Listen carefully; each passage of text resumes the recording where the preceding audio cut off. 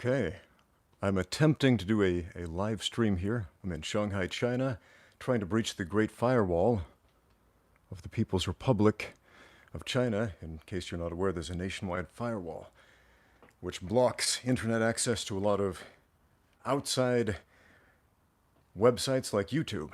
So I've attempted to do live streams before unsuccessfully, and I have had a lot of people ask to do interviews or podcasts with me, and I would love to do that stuff. But hey, can you guys hear me? I know it's possibly past your bedtime because time is way different on this side of the planet than it is in the Western Hemisphere where a lot of you guys live. Okay, cool, loud and clear. All right, well, this is interesting. We got comments scrolling up the screen here. You can hear me in Montana. Hey, Travis, nice to hear from you. Well, this is amazing. We got some people chiming in. A lot of people. How many of you are there? My goodness.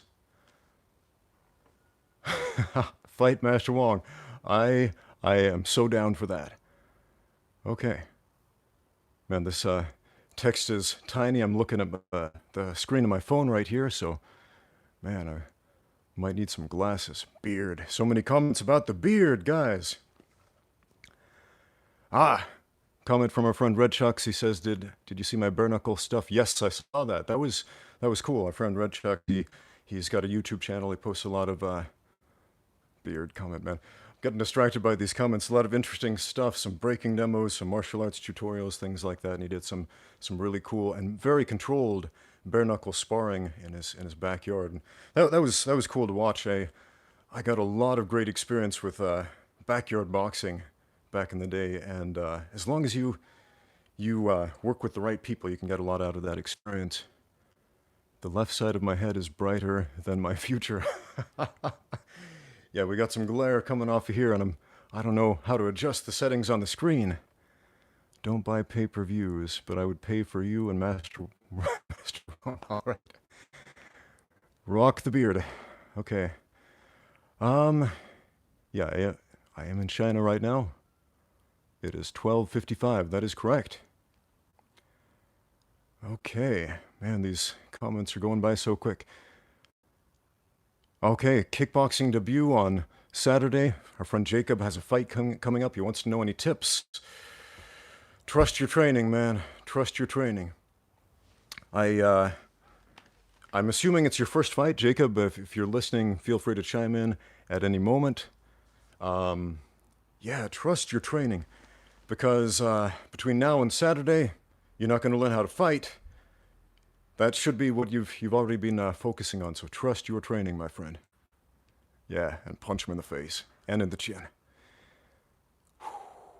Too much light, overexposed. Good luck, my friend Jacob. The Cowboy of Shanghai. Maybe I should put that hat on, block out some of this light. Hold on, I'm actually going to adjust the curtains. I'll be right back, guys. I'm still here, don't worry.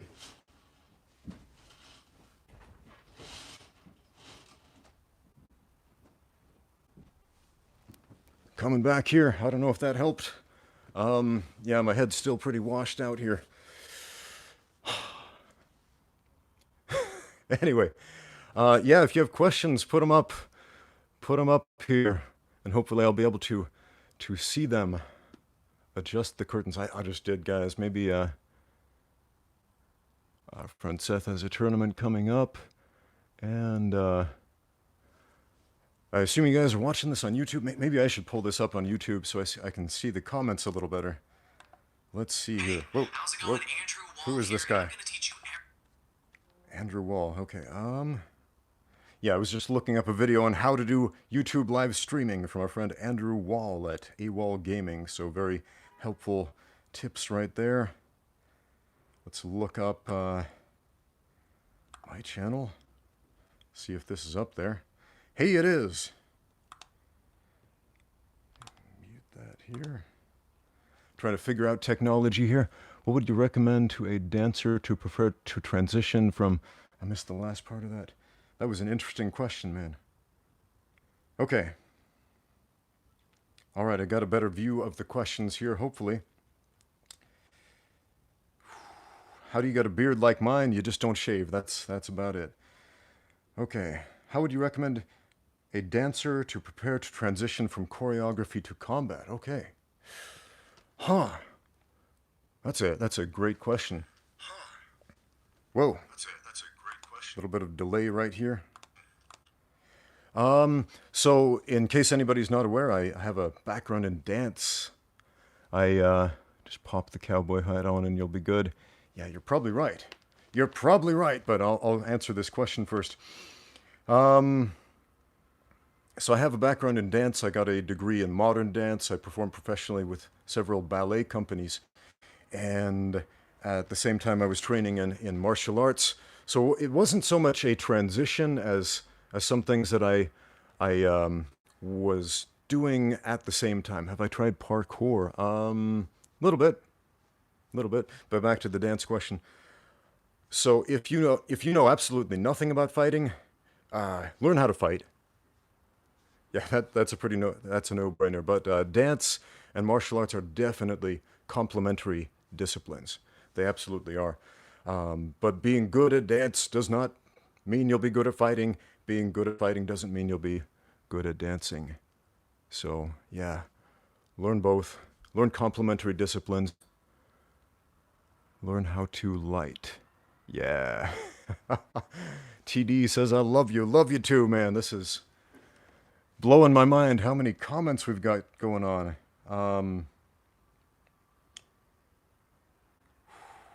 What do I recommend for the flu? Get some rest, man. Rest, eat right. That's about it. Man, so many comments. Do you think Master Wong and a lot of these self-defense gurus are an inherent danger for those who watch them or something like that?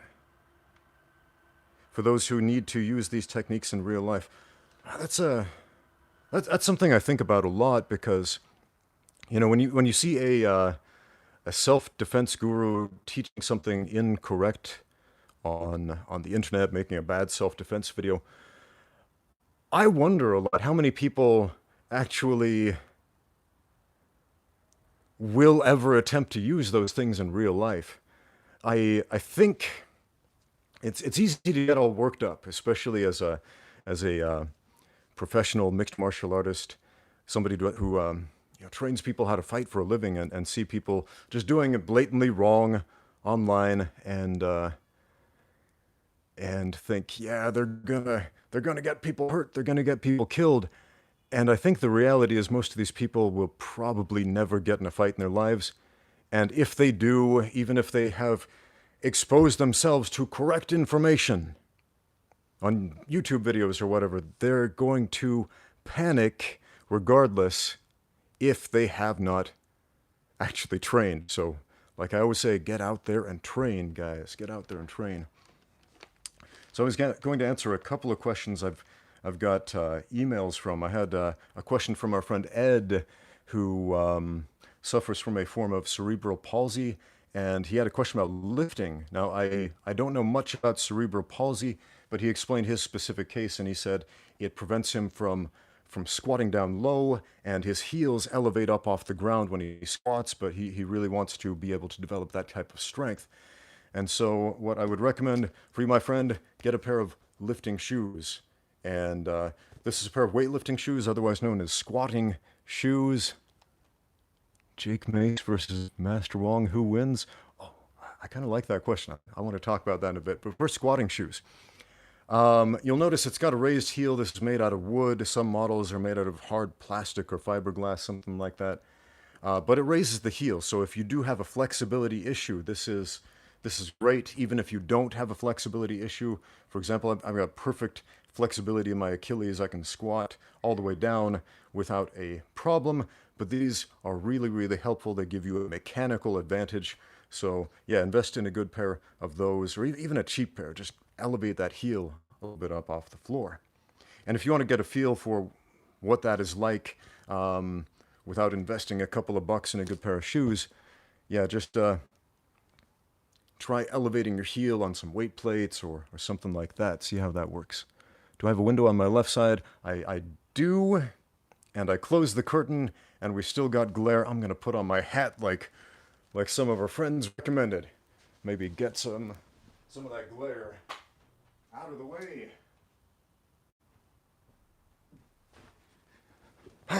Okay, we're back. So at the very least, you can tell which part of my head is me and which part is the wall behind me. So we had a question, Master Wong versus Jake Mace, who would win in a fight? I was actually contemplating that the other day. So I'm curious what you guys think in the comments. And I think my answer is probably going to make a lot of people angry. I mean, however I answer this question, it's going to make the fans of one or the other angry. But my first impression is Jake Mace would win that fight. And hear me out. Here's why. And it has absolutely nothing to do with Kung Fu. It is the simple fact that Jake Mace actually wrestled. He has a high school wrestling background. And while that might not sound like a big deal, it absolutely is. Wrestling is one of the most effective martial arts, proven martial arts. It is the art of position. If you don't know how to wrestle, you don't know how to fight. So I don't know how good of a wrestler he was, but I do know he did wrestle, at least in high school. So, yeah, I would put my money on the guy who knows how to wrestle over the guy who doesn't any day. So, Mace would try to bang Wong. Yeah, I think it would probably start out as, they're trying to use Kung Fu strikes or whatever, and it would quickly devolve into wrestling and clinching. This happens a lot. There's a video, I think you can watch it on YouTube, this old video that was filmed in China like 100 years ago of these two Kung Fu masters who were supposed to be, the best Kung Fu guys out there. And they ended up in a fight, and this was filmed, and I don't remember what styles they were representing. But they, the fight it looked like an ugly schoolyard brawl. They came out in their Kung Fu stances or whatever, and then it just turned into haymakers and headlocks, and they tumbled on the ground, and it looked like garbage. And that's human instinct. If we don't actually spar, if we don't expose ourselves to the experience of real life combat, then regardless of what type of forms that we do in the dojo or whatever, it's going to devolve into panic if we haven't trained otherwise. So just be really, really honest about the way that you train yourselves. Man, 106 people watching this right now? Blowing my mind. Is the haymaker good for something? Haymakers can knock you out. Absolutely. You do not want to get hit by one.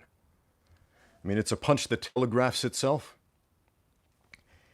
You guys familiar with the term sucker punch? In modern English, it basically means to surprise somebody with a punch they weren't expecting.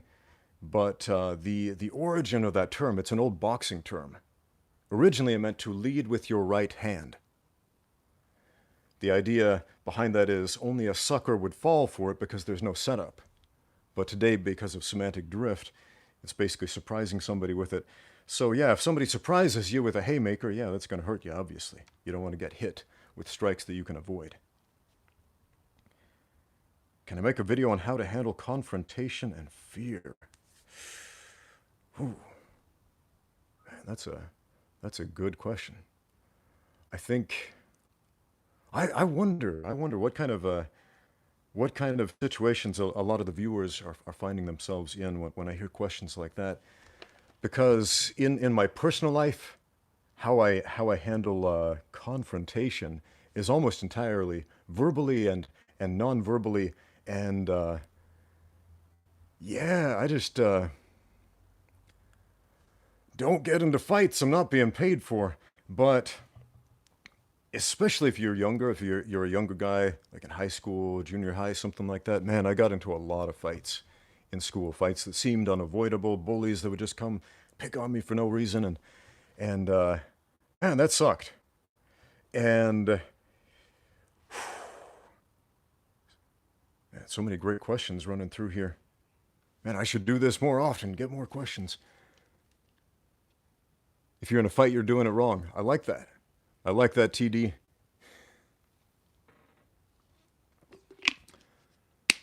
Enjoy watching the narrated BJJ videos. Hey, thank you. Appreciate that. I enjoy making them. For everybody asking, I've had a lot of questions about this lately, like why haven't I done videos at the gym? I've mentioned this in a few of my videos, but yeah, the gym has been closed for construction on the building for the last few months. We are reopening on the 15th of this month, so we are going to start posting a lot more of those sparring videos, afternoon, evening, and yeah, I'm going to start filming a lot more of that stuff. MMA match. No, but I'll tell you, I have before, and here's why I wouldn't do it again. I had a fight back in the U.S. I fought this dude, what was his name? Mike Bullock, pretty tough dude. He had a wrestling background. And the weeks leading up to this fight, I bought Eddie Bravo's book, Mastering the Rubber Guard, which is a really good book. And it's probably the first really well-written and illustrated martial arts book that I ever saw. And, you know, there's a lot of great things about that book, but I got really infatuated with the rubber guard. And I thought, I'm going to do this stuff. I'm going to try this stuff out in this fight. And so what I did, I went out there and he comes out swinging a little bit, and I just jump in and clinch with him, and then I jumped guard on him, pulled him down into my guard, and tried to work the rubber guard, and he stuffed me up against the fence, got my head kind of like this, which is a great strategy when you're fighting a guy with a strong guard game who likes to break your posture down and use one of those tight guards like rubber guard. You look like a Cowboy Kratos, man. I'm going to have to play God of War one of these days. Never played it, but looks like loads of fun. I guess Kratos has a beard now. So he has me shoved up against the cage, and my head's all bent. Posture broken. Because remember, posture is when your head, neck, spine, and tail are disaligned. And broken posture is a weak position. And he wailed on me for a bit, and I kept trying to do my rubber guard thing, and I really should have abandoned it and worked for a get up off an underhook, but, you know, it is so easy to get tunnel vision in a fight when you are so fixated on making this one technique work, forcing that one technique to work. So that's something that I have moved past in these last 15, 16 years since that fight. So I would recommend don't pull guard in a fight. Guard is an important position. You have to understand the guard. You should have a good guard. You should be able to stand up, sweep, and submit opponents in the guard in that specific order. Standing up, the most important, so you can use your most dangerous weapons. Sweeping, so you can get on top and use, you know, some of those. If you're in top position, pinning your opponent, like I always say, you don't need a black belt in anything to drop some of those and end a fight fairly quickly.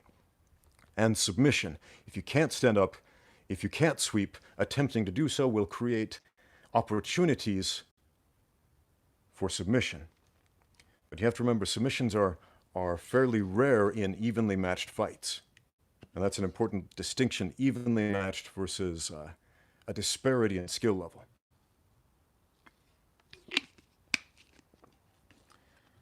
Some questions about rubber guard. Yeah, go check out Eddie Bravo's rubber guard books or look him up. Man, rubber guard, it used to be my jam. I did so much rubber guard back in the day. I was just absolutely infatuated with it. I rarely use it anymore for the specific reason that it became a crutch to me. Rubber guard was, it's something I developed to a fairly high degree, and so if I could get into that position, into that closed guard position, and then transition to rubber guard, I felt I could beat a lot of people with that. But at the time, I kind of sucked at everything else in terms of grappling. I had no top game. And so I forced myself to basically stop using rubber guard, stop using that crutch, so that I would be forced to develop a top game, forced to learn how to wrestle, to a much higher degree. And that's again why I say that the guy with the wrestling background has a serious advantage over the guy who doesn't. Even if it's a very base high school level, man, some high school wrestlers are just absolute badasses. What martial arts would you recommend starting with? I wrestled for 6 years in high school. Any feedback would be a lot of help. So, wrestling. So you're ahead of the game, my friend. That's from Carlos Fernandez. Yeah, wrestling. So after that, yeah, I'd say take your pick. Boxing, Muay Thai, Jiu-Jitsu. Understand those basic three and add on whatever else you want from there. Red Chuck says, what do you think about striking from the bottom? There are certain strikes and striking strategies from the bottom that can be extremely advantageous in certain positions. For example, if you have a tight, closed guard with your opponent's head under control and their posture broken, bringing elbows to the head in that position is both legal and effective. There's some confusion about that from a lot of people because of the 12 to 6 elbow rule. In unified rules, UFC rules, you're not allowed to bring the elbow from the vertical 12 o'clock to 6 o'clock position. But if you're lying on your back, that, even though it's mechanically the same, is not a 12 to 6 elbow, so it's perfectly legal. Okay. So, what else? Striking with a triangle choke intact. Sometimes a triangle can be difficult to finish because your opponent will shift and drive and move and create some spaces and put some pressure on you. But you can strongly encourage them to give up those little spaces with those downward elbows to the top of the head or the brow. What else? One of the few moments where I would recommend palm striking in mixed martial arts is in the closed guard or in a tight triangle type of position where you're trying to finish that triangle directly to the ear. Remember, it is perfectly legal to strike with an open hand in MMA.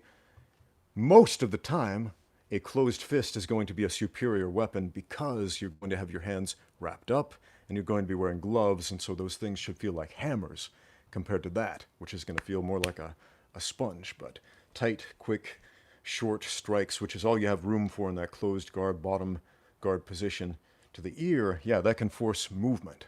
You're probably not going to knock him out, but you will force movement.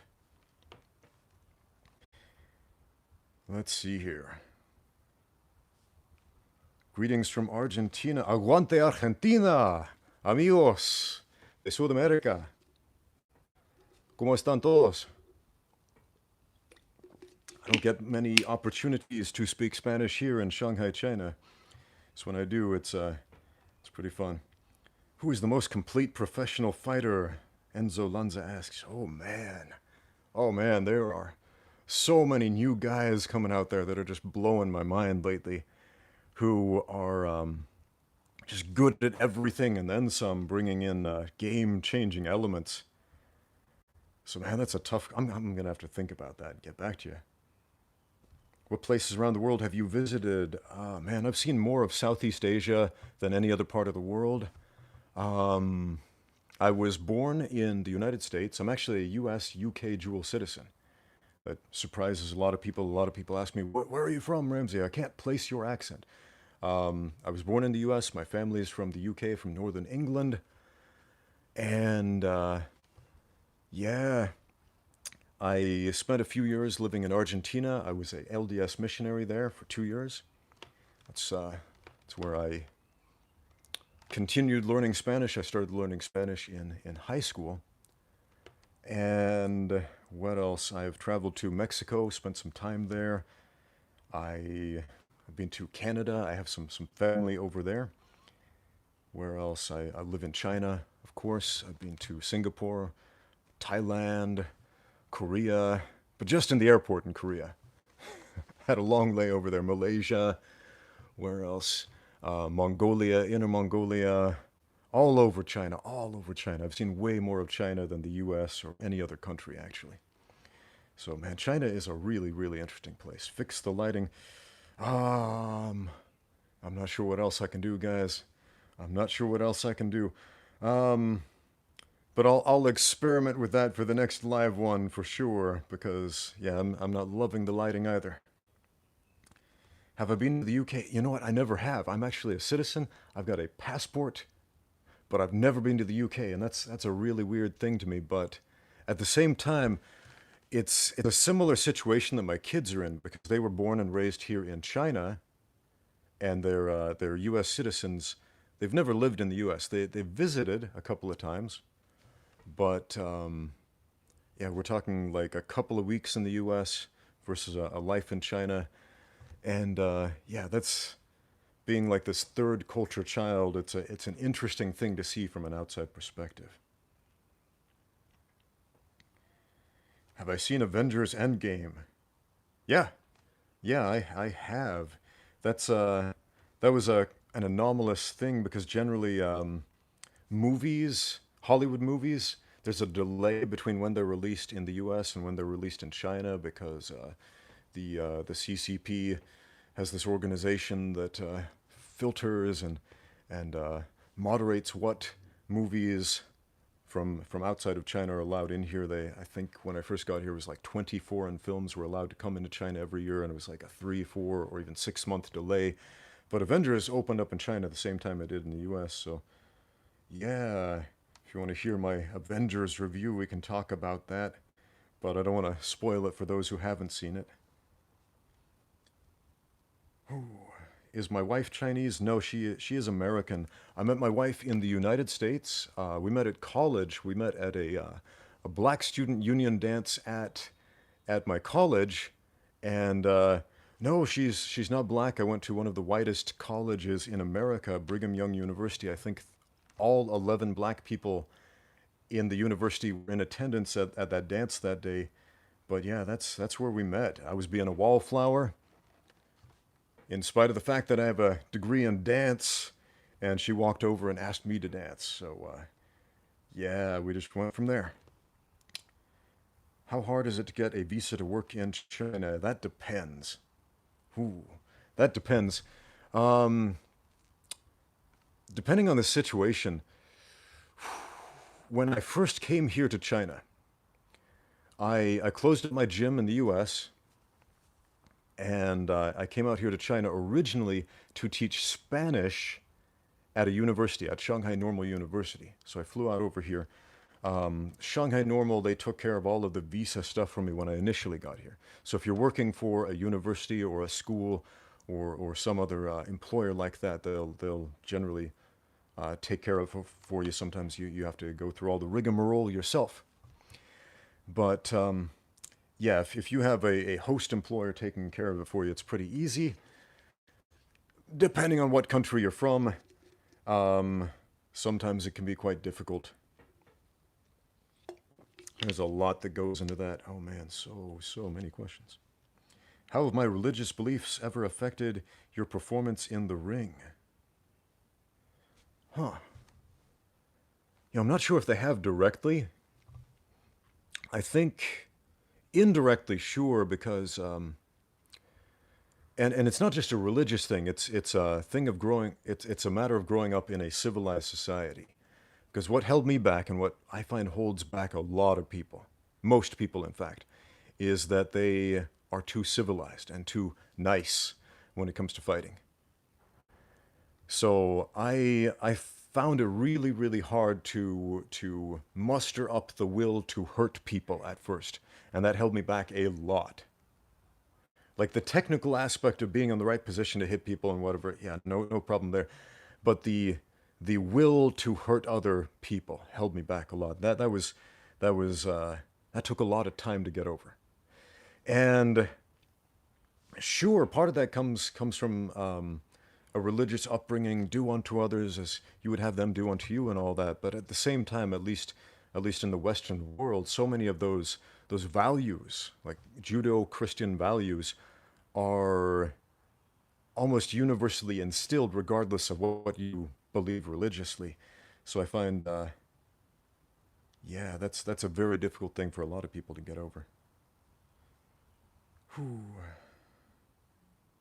Master Wong is the goat for the streets, yo. Okay, Ramsey strikes the fear of God in whoever he fights. Oh man. Hopefully, getting a bunch of questions about the church now. Does the Church of Jesus Christ of Latter-day Saints send young missionaries to China? No, they do not. There is no religious proselyting at all in China. It is illegal, regardless of your church or your belief. One of the fundamental tenets of communism is that the government wants to have control over the population. There's this idea that people fear what they can't, what they don't understand, and maybe to some extent that's true. But I think the reality is that we fear what we cannot control. I mean, think about that for a minute. People love iPhones. We love iPhones. We love our iGizmos. They're useful. They're fun. But how many of us really understand them? How many humans are there? There's probably a tiny handful of humans, if any, who understand an iPhone, how to make that from the raw material process to assembling the components to putting those together to how the electrical current actually gets to that device and creates an image. I mean, how many people really understand that? Very few. But how many of us fear the iPhone? Well, I'm sure some people out there are afraid of the robot uprising. I hate the iPhone. Okay. Vincent hates the iPhone, and that's okay. You don't have to love it. But a lot of people love technology they don't understand. But why do we fear the hypothetical robot uprising? Because we fear what we cannot control. And that's again one of the fundamental tenets of communism, and that is this idea that control is fundamental, and a religion is a different control system from government, if you will. So they want to have as much control as possible. But yeah, I don't want to talk too much smack about the Chinese government here, because they do allow for freedom of religious belief, meaning you can believe whatever you want, but basically you got to keep it to yourself. Why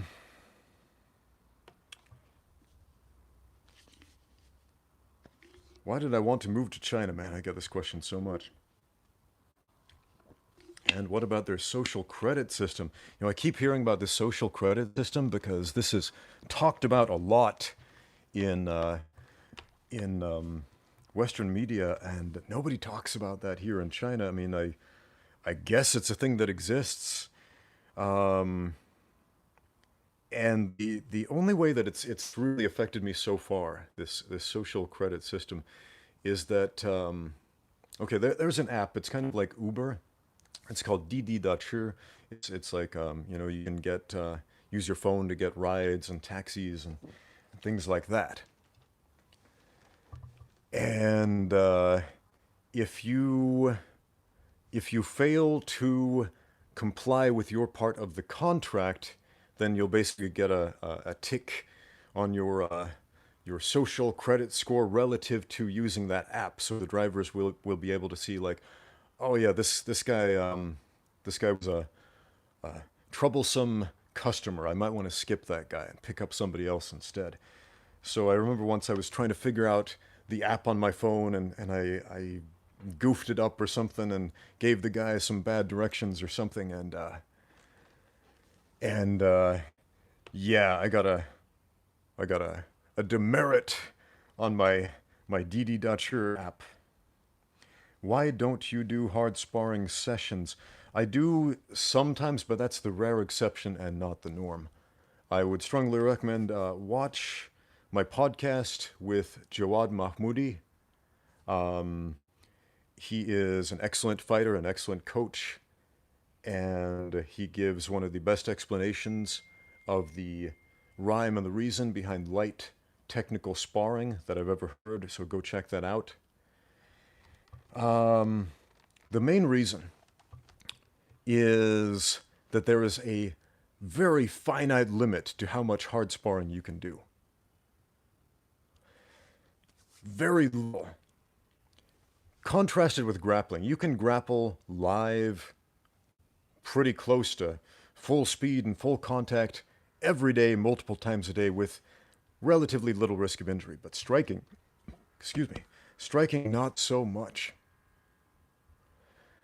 Because you're going to get hit, your training partner is going to get hit. If you are outmatched, you're going to get seriously hurt. If you're evenly matched, you're both going to get hurt. Do I think rugby is a good base for wrestling? Man, I've trained a lot of rugby wrestlers since I've come here to China. Rugby is a big sport here, and a lot of the folks who come to my gym have a rugby background.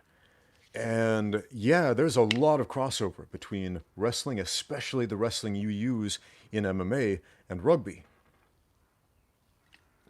There was this fight I was watching a few years back. Michael Bisping, I don't remember who he was fighting, but this was back when the UFC mic'd the cornerman, and Michael Bisping goes back to his cornerman, and his cornerman says, "Use rugby tackles. Don't overthink this. Just use rugby tackles. Jab, and tackle, or something like that. Some really simple instruction." And then Bisping went out and set up his jab and shot in for this power double, because the rugby tackle is the power double from wrestling that we so often see in mixed martial arts. So the rugby players that I've trained, they get it. They get that intensity right away. You don't have to train them to be intense. You don't have to train them in the level of power that they need to use for a double leg or a rugby tackle, if you will, because that is their bread and butter. So yeah, and it is so fun. It is so fun to train people who are already athletes. In fact, I would almost rather train somebody who was a exceptional athlete in rugby than somebody who was a black belt in some martial art. And here's why. The guys who are essentially steeped in the tradition of martial arts tend to be very set in their ways and very closed-minded to the order of operations for winning cage fights. Whereas an athlete, like a rugby athlete, an elite rugby athlete, you get one of those guys, and they understand, okay, I'm an athlete, but this guy knows something about this particular sport that I don't, and so they pay attention, and they just learn faster, generally speaking. There are, of course, exceptions. I have trained a number of martial artists who were lifelong martial artists who adapted to mixed martial arts quite well. I'm a soccer player doing Muay Thai right now from Johannes. Oh, that's really cool. That's really cool. I did have a chance to train a guy who played soccer professionally in Switzerland, and he adapted to kickboxing really well. And that was interesting to me because soccer technique and kickboxing or Muay Thai technique are totally different. But there was so much athletic crossover. So yeah, do sports, guys. Do sports is good for you. That's one thing. If I could invent a time machine and go back in time and give myself some advice, it would be play more sports, because I was a scrawny little nerd, and I just figured, oh, I'll always be a scrawny little nerd. And I got into martial arts largely as a response to bullying because I was this wimpy little nerd. And I often, like a lot of traditional martial artists, considered martial arts to be the antithesis of sports. And it's not, because to be a good fighter, you have to be a good athlete. So always work your athleticism. Let's see, what other questions? Is there a YouTuber that you would like to collaborate with? Yeah, I'd love to collaborate with a lot of YouTubers, actually. So yeah, if any YouTubers are watching and you are interested in collaborating, yeah, let me know. One thing, have a bunch of friends and YouTubers talking about collaboration. I will be in the United States this summer for 3 weeks, from I believe the end of July to the beginning of August. I'll be in the Los Angeles area, so anybody out there in Los Angeles, California, I'm going to be there this summer. So you guys want to get together, do some collaborations, just say hi, hang out, whatever. I will have some free time and some downtime while I am there. Going to visit some friends of mine who have gyms over in that area as well. And yeah, William says you should go on Joe Rogan. Man, I get this a lot. I would love to do it. I would love to do it. I don't think Joe Rogan knows who I am, so if you want to see that, go let Joe know.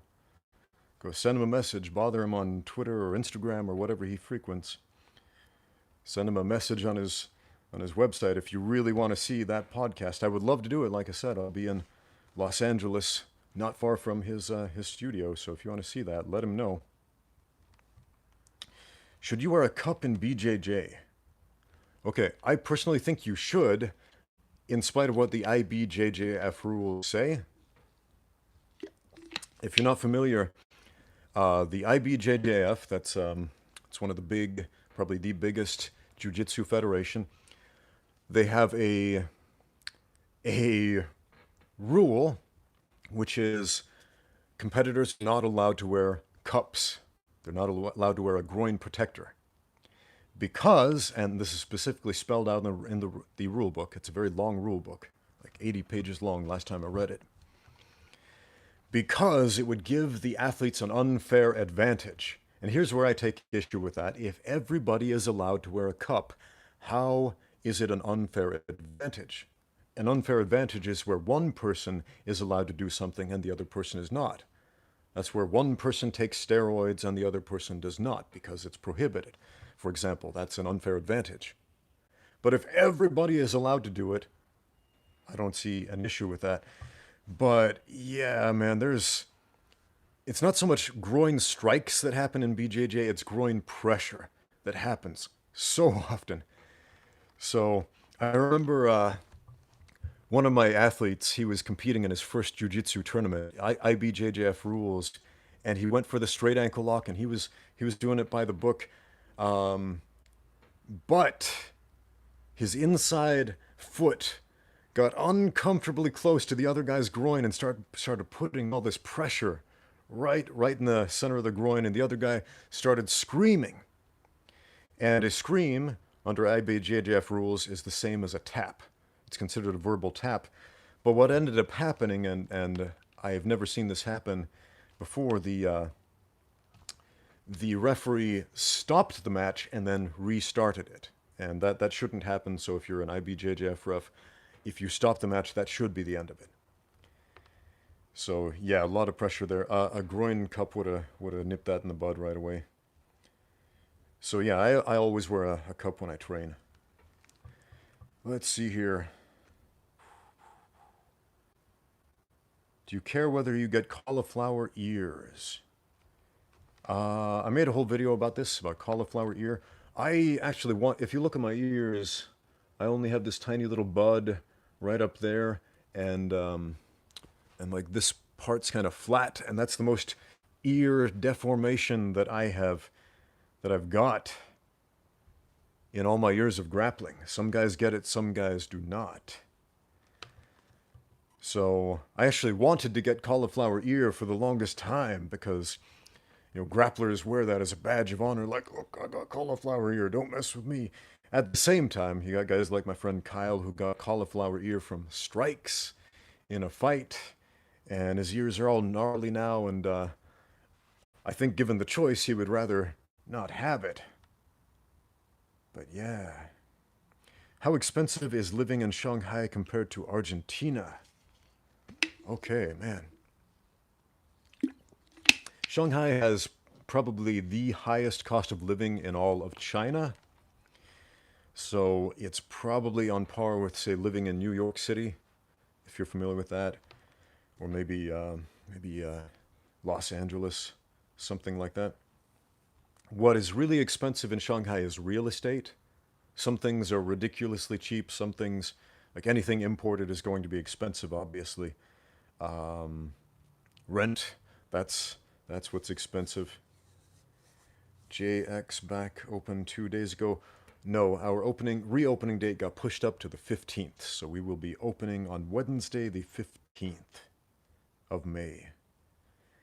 But yeah, I lived in Argentina in when was it? 1997 to 1999. And it was pretty inexpensive to live there in most places.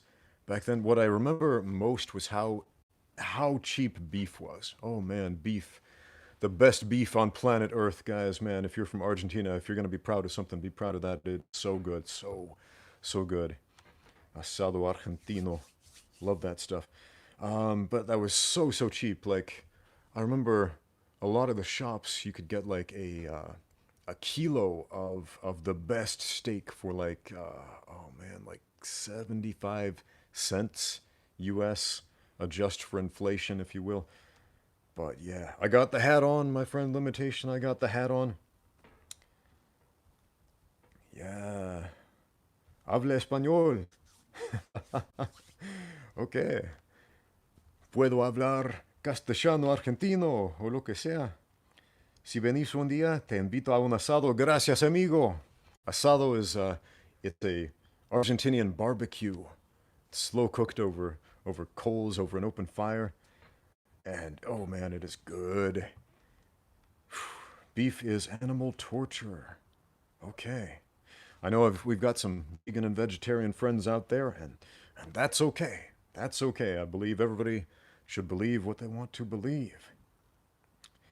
And yeah, the way factory farming is done in the U.S. and in any major metropolitan area where beef is consumed is horrible. Look into that. Argentina, man, it is different though. It is so different. Like the whole like central plain of the country is this massive grassland where cows just go out and graze, and it is some of the most beautiful terrain on planet Earth. It is, man, I grew up in a small farming town in the desert in Idaho. And man, growing up in this pastoral life is, and then moving to a major metropolitan city, the biggest city in the world's most populated country, like Shanghai, man, that's a major culture shock right there. But yeah, Argentina, the beef and how they raise it. You know, I'm going to tell you something for my vegan friends and everybody else. Um, if if you oppose eating meat on grounds of cruelty or a moral issue like that, and that's commendable, and I applaud you for that. That's great. Um, but if that is the reason you do it, I'm going to tell you the most vegan food you can possibly eat is free range grass fed beef. Yeah, I said it. I said it. And here's why. Here's why. I strongly suggest learn some things about agriculture. Study agriculture and how that affects the world. It's one of my favorite topics. In the United States right now, it's like somebody fact check this, but it's something like 80% of the land is used for agriculture, for growing crops. And yes, a lot of those crops are used to feed animals, and a lot of those crops are used simply to subsidize farmers because of tax issues or something. But a massive amount of the land in the US, this is just the US, and a lot of other countries have this issue as well. It is farmland that is never left to go fallow. There's an interesting word for the day for you, fallow. That means let the land go wild again, let it breathe again, let it live again. Because when you farm a land, you tear that up and you destroy the entire ecosystem. And essentially, you are committing a mass genocide of every living thing on that plot of land. And when you grow crops without ever rotating them, without ever letting the ground go fallow, you deplete the soil. And here's an interesting fact that I learned from my younger brother Mark. He's way into horticulture and agriculture and things like that. There was a study performed on preserved food from the 1950s, comparing it with food from today. And here's the crazy thing: it was found that crops from the 1950s were up to 20 times more nutritious than crops harvested today. Why? Soil depletion, my friends, because we never let the land go fallow. So, man, I don't want to pontificate too much about a socio-political cause, but if it's that one, let the land go fallow, rotate your crops, learn about agriculture, get back to understanding your relationship with the earth. And not in the hippie tree hugging way, but in the pragmatic, this is how you grow food and survive type of way. All right, let's get back to some MMA related questions. Make a video on how to kick faster. Okay, I've got some ideas about that. Thank you for the suggestion.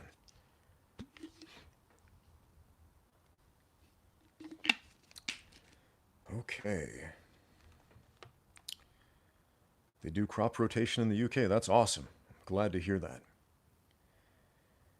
Whew. All right, everybody's talking about vegetarians now.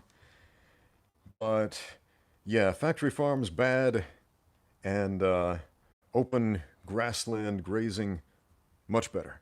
One of my favorite foods is bison. In my hometown, there is a bison farm. Man, bison used to roam by the millions all across America, and yeah, because of a series of unfortunate events, they were all but wiped out. But yeah, my hometown has a bison preserve and farm, and it is, oh man, it is amazing. My friend Husam says, is fast food really bad for you? Okay, if I were to give you a blanket answer, yeah, but, and this is an important but, there was an interesting study that I read, and I wish I could pull it up right now, but I don't know how to interface the computer with my phone here other than just, pulling it up and showing you right there. But he, what was I saying? Oh man, I just lost my train of thought. What was I just talking about? Somebody remind me in the comments, man. Hate it when that happens. Did I see, I'm just going to go to the next question. Sorry, guys. Did I see Sergio and the Kung Fu guy? Oh, on the Hard to Hurt channel yesterday. I did. I saw that one. Icy Mike from Hard to Hurt and Sergio from Practical Combat Martial Arts doing some sparring. Yeah, that was really interesting to see. I was yeah, curious to see how that would play out. And yeah, I was pleasantly surprised by Sergio. I've seen a few of his sparring videos on his channel, not too much, but that dude can move, man. That dude, he's got some skills. Do a collab with Icy Mike. Man, if there's some way to bridge the distance, I'm all for that. I got a question about Sun Shou, more popularly called Sunda. In China, instead of calling it Sun Shou, in Mandarin they say Sunda. Sun Shou means free hand. Shou is hand, whereas Sunda is free fight. So Sunda is the more commonly used term. And that confused me when I first got here to China, because in the West, in America, everybody calls Chinese kickboxing Sun Shou, or they mispronounce it. But I used to call it San Shao or something like that, but Sun Shou, hand. But he was asking if it was influenced by kickboxing styles or non-kung fu styles. And yes, absolutely. Absolutely. Modern Sunda is a mixed martial art. If you visit any of the major sports universities here in China, the Xi'an Sports University, the Beijing Sports University, the Shanghai Sports University, any of these other ones, they will cross-train. They will cross-train in Muay Thai. They will cross-train in Taekwondo. They will cross-train in boxing. So it's not just sticking to a traditional kung fu style and then getting in the ring. Does modern Sunda have any kung fu influence? I mean, I guess so, because that's where it came from originally. So you would have to say it's influenced, but how much? A lot less than before.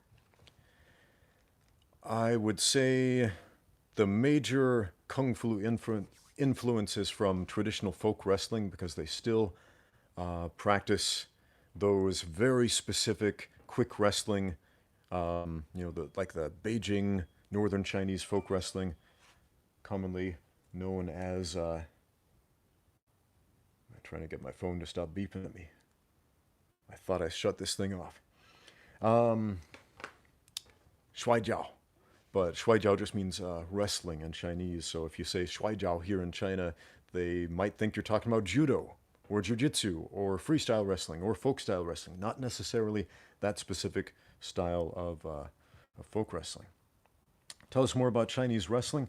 I found out that on my street here where I live, there is actually a Chinese folk wrestling gym, one of those Shuaijiao gyms where they wear the jacket with the short sleeves. And there's a former national champion, older guy training there. And yeah, I had the chance to go spend a little bit of time training with those guys, and it was really really interesting. Um, yeah, if you watch my podcast with Antonio Gracefo, he's got a PhD in Chinese folk wrestling, PhD in wushu with the Shuaijiao emphasis. So yeah, go check that out. We talk a lot about Chinese wrestling there. What do I think about capoeira? I think capoeira is awesome. Um, I should probably clarify that because is it awesome to go straight from the typical capoeira school to the cage? No. But capoeira is awesome for a lot of reasons because there are a few very practical techniques that translate very well to mixed martial arts that I use in my own game plan. I love the level changes that allow some interesting and unorthodox transitions from striking to grappling. And I love the athleticism that it develops. So, and it's also a beautiful art, and it's also a dance form. So you can appreciate it as a martial art, you can appreciate it as a performance art, and both of those are great. And yeah, I love capoeira. I love to watch it. I love to practice. It's fun to, and the music as well, because it's a martial art that goes together with music. And it's not the only one. Like Muay Thai, traditional Muay Thai in Thailand, it's the same thing. The music and the fighting and the performance and the dance all go together. So I love it when martial arts can be a triple threat like that. Okay.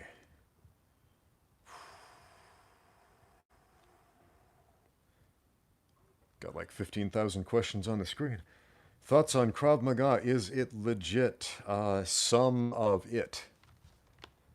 If you've seen my video, my thoughts on Krav Maga, for some reason it's one of my most highly watched videos right now. Made that a few years ago. And yeah, I basically relate my own experience with Krav Maga, and I have met a lot of people who claim to be Krav Maga instructors or experts, and they just absolutely sucked at fighting, and their self-defense IQ was very low. I've met a couple of guys who practice Krav Maga who were actually really good at fighting, and whose advice I would value. So yeah, like all things, some of it. What should Apollo Creed have done differently against Ivan Drago? Besides throwing in the towel, man, it's important to know to know when to quit. Spoiler alert for a super old movie. If you have not seen Rocky IV, Ivan Drago punches Apollo Creed to death, and Rocky's in the corner and he's going to throw in the towel, and Apollo's like, "No, don't do it. I'm going to finish this." Yeah. So yeah, know when to quit. That's important. And especially if you're starting a martial art like Jiu-Jitsu, I see this a lot with new students who start learning Jiu-Jitsu for the first time, and they want to see how far their limbs will bend before they break. Don't do that. Tap early, tap often, spare your body the wear and tear. What do I think about personal fighting styles? Our friend Guy S. asks. Personally, I just want to incorporate whatever techniques I see work into my fighting arsenal. Do you think you have a style? I mean, sure, yeah. I mean, everybody has a style. Everybody has a very signature, movement, almost like a fingerprint. I remember years ago when I was in college, I was with a friend of mine from the dance department, and we were watching a modern dance performance. And in this particular performance, all the dancers wore masks, so you could not see their faces. And these were all friends of ours, classmates of ours, in this performance. And we both noted how we could tell who was who, even though they're wearing masks and costumes masking the shape of the body. We could tell who was who based on their movement style. So your movement is as personal as your fingerprints, perhaps even more, because you don't get to choose your fingerprints, but you definitely have input in how you move, and you can change that movement style over time. What else? Do I think Khabib would destroy Bruce Lee? Yeah. Yeah, I do. I love Bruce Lee. Bruce Lee did a lot of important things, and he said a lot of important things, and he taught a lot of important things. But if you took prime Bruce Lee from the 60s and put him against Khabib from today, yeah, he would get squished. And that's not a slight on Bruce Lee and his accomplishments and what he did. That's just reality. And I'm sorry if that makes some people angry to hear, because there's a lot of hero worship in the martial arts. There is a cult of Bruce Lee. And I love Bruce Lee, but I hate the cult of Bruce Lee. I love Bruce, but I hate the cult built up around him. There was an interview, one of my favorite Bruce Lee interviews, where he was asked something like, the interviewer called him a star, a movie star, and he shut that down. He expressed he expressed an admirable level of humility and said, "I do not want to be remembered as a star. I don't want to be put up on this pedestal. I want to be remembered as a good actor. Like, that's what I want." And I love that aspect of Bruce Lee, that he was honest about expressing himself and teaching his students to honestly express themselves, not just in movement and fighting style, but in self, because your movement is reflective of you and who you are. I remember years ago I read this book about Pencak Silat, or however you say that, the Malaysian martial arts systems, and I don't know if this is true, but the book said that there was a common folk belief that the morally superior fighter would ultimately triumph. And I thought, well, that's kind of a dumb belief. But I think a microcosm of that belief might hold true, in that our who we are on the inside comes out to some extent on the outside, in our movement at the very least.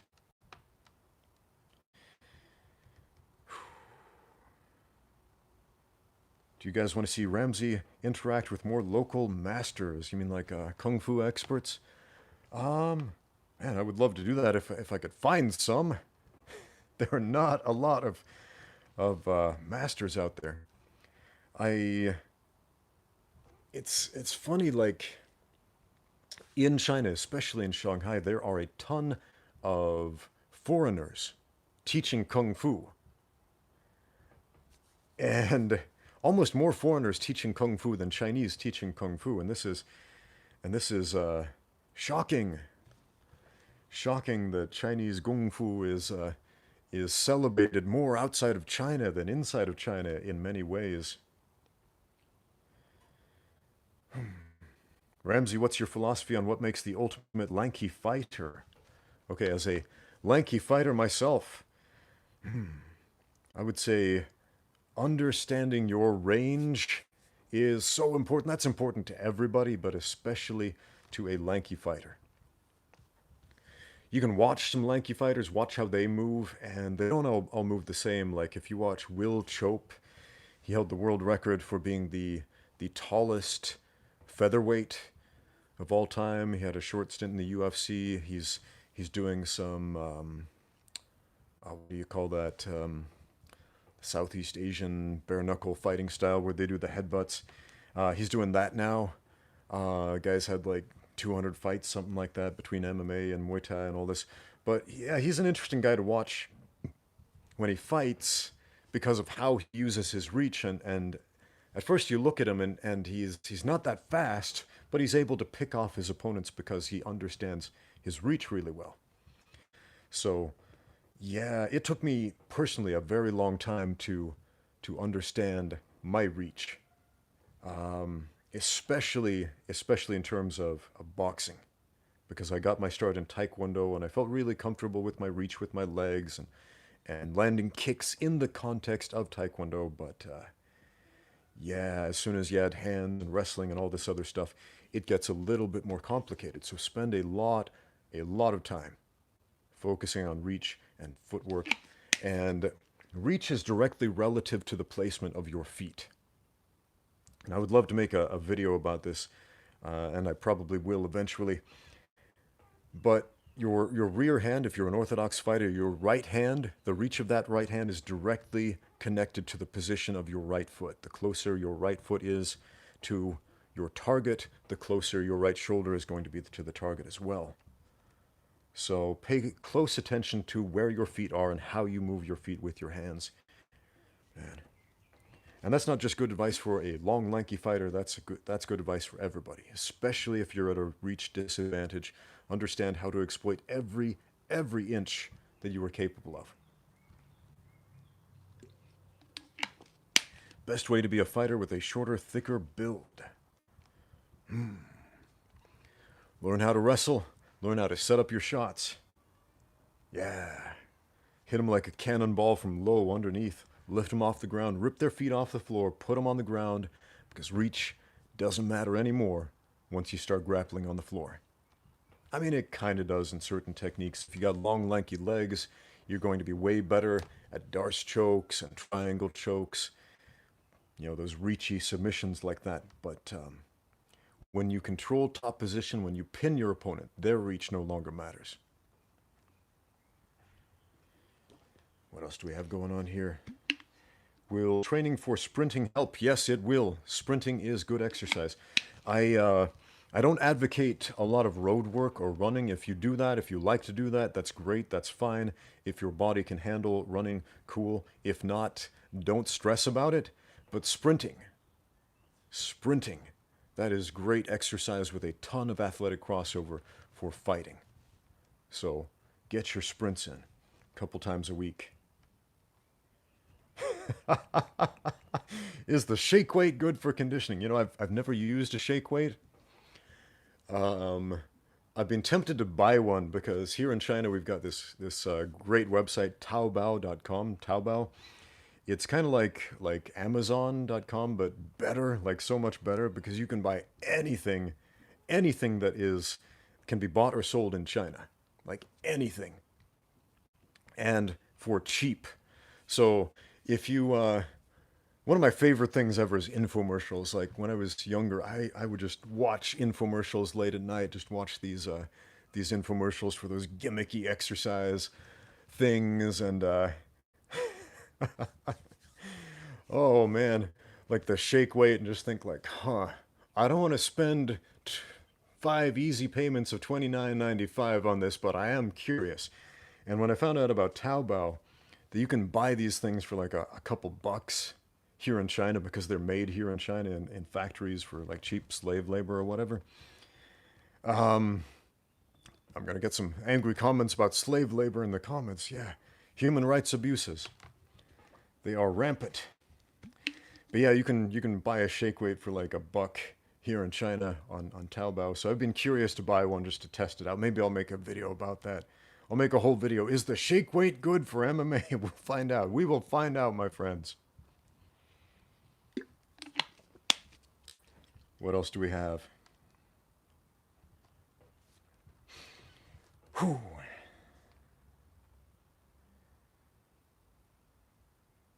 Do I think cross-training with Kali, Jeet Kune Do with regular sparring and BJJ is a good combo? You know, cross-training with anything, with regular sparring, being honest about it, and cross-training with Jiu-Jitsu and boxing and kickboxing and wrestling, that's good. Yeah, and if you're a traditional martial arts expert and you want to get into other combat sports, do exactly that. Cross-train and spar and be realistic and be honest about it. You should watch my podcast with my friend Kyle. Um, he has a background in Kenpo karate, and he's fully aware of the fact that Kenpo gets a lot of smack talk from people who are anti-TMA, traditional martial arts. But he said something in that podcast. If you can weaponize knitting if you devote time and attention to it. You can weaponize knitting. You can turn that into a deadly martial art if you devote time and attention to it, and if you are honest about what you're doing. So, as I've said before, these names for different martial arts systems, a lot of times they're just labels. They're just labels we give ourselves. Going back to Bruce Lee, one thing I love that he said there are not different fighting styles. Until a human has 4 arms and 3 legs, we will not have different fighting styles. There is the human way of fighting. We can punch, we can kick, we can wrestle, we can strike, and we can grapple, or we can use a weapon. But yeah, if you think about it, if you start to watch all these different martial arts styles, I mean, you'll pick up on movement patterns and idiosyncrasies, but when you have them all compete, you put them in a jar and shake them up like bugs and watch them fight, it's striking and grappling. So getting hung up on the name of what you call your striking and grappling, yeah, be careful not to devolve into tribalism if you do that.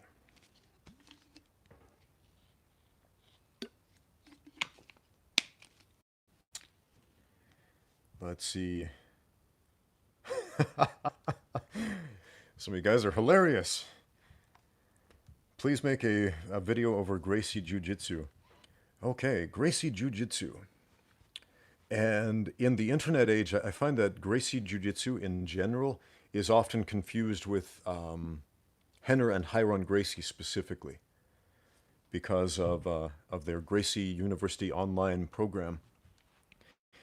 And I hope you guys understand the difference. Gracie Jiu-Jitsu is a general term for Brazilian Jiu-Jitsu under the Helio Gracie lineage. So essentially it's Brazilian Jiu-Jitsu, not to be confused with what Henner and Hiron individually do with their business, with their use of the Gracie name. Now, they are Gracie Jiu-Jitsu practitioners, but they are not the end-all be-all of Gracie Jiu-Jitsu. Please understand that. So when I say Gracie Jiu-Jitsu, I'm talking about Brazilian Jiu-Jitsu at large under the umbrella of lineage going back to Helio Gracie.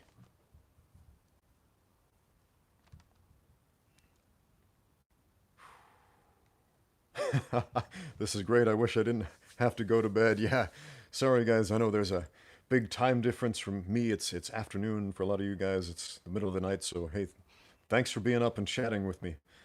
Good night, Red Chucks, my friend. Thanks for tuning in. Oh, Hiron is pretty good. Did I see him against Andre Galvao? I didn't know those two had a match. I'm going to go check that out. Andre Galvao is one of my favorite grapplers of all time. That's one of those guys that I always learn something from when I watch. So I'm going to look that up and maybe give you guys my opinion of later. Hiron versus Andre Galvao. Hold on, maybe I could look that up right now. I got a computer. I've got internet access right here. Let's see here. Let's see. I don't want to take my attention away from your questions too much, but let me see if I can pull that up. Yeah. Henner Gracie versus Andre Galvao. Oh, sweet. They got the full match. It's 21 minutes long, so I won't watch the whole thing right now. I'll definitely watch it later, but let's just take a peek at this. I don't have a way to put it up on the screen, and they might come after me for copyright issues if I did, but let's just take a... Oh, this was in Metamora, so this was fairly recently. Oh, not really. It was published in 2013. There's my concept of time. But yeah, I love Andre Galvao. And one thing that's really interesting about him, like you look at him, he's this absolute physical specimen. The guy is just jacked. And so I got really curious, like, what is his training like? What is he doing to be this super athletic dude and this super technical guy?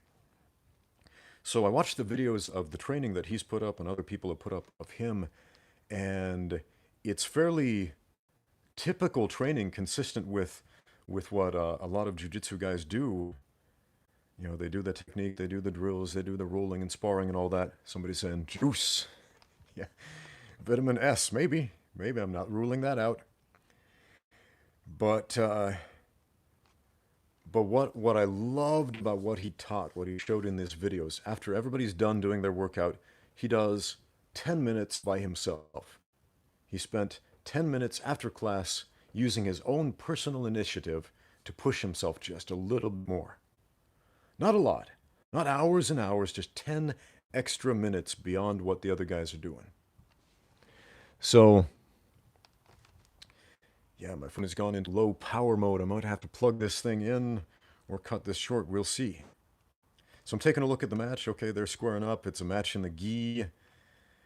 They're working for... Henner's got a lapel grip. Andre strips it. Okay. Henner looks like he's keeping it playful. He's got a smile on his face. Yeah, Henner's a tall dude. I'm not sure exactly how tall he is, but really tall, lanky guys, when you watch them in videos, they tend to look a lot smaller than they really are. Like I'm a fairly tall, lanky well, and a lot of people, they when they meet me in person, they look up like, "You're a giant!" Like the first time I met my friend Kyle Rozuski from the podcast. He's a bit shorter than me, and we fought in the same weight class, and he's notably smaller than I am. And I think he was expecting somebody about the same size, and when we met, he looked up, he was like, "Dude, you're a giant." Just an absolute shock. I get this reaction quite a bit. But yeah, Henner's quite tall. Andre gets the takedown, and immediately gets the guard pass. Man, I would love to just commentate on these matches. Unfortunately, you know, copyright issues and all that. Don't want to step on the Gracie's toes and take their Metamoris content. But yeah, this match looks really interesting. I'm definitely going to watch this whole thing later. Let's get back to some of these questions. How tall am I? I'm 6'1" or 185 centimeters tall. Which it's not unusually tall, but in some parts of the world it's way taller than average.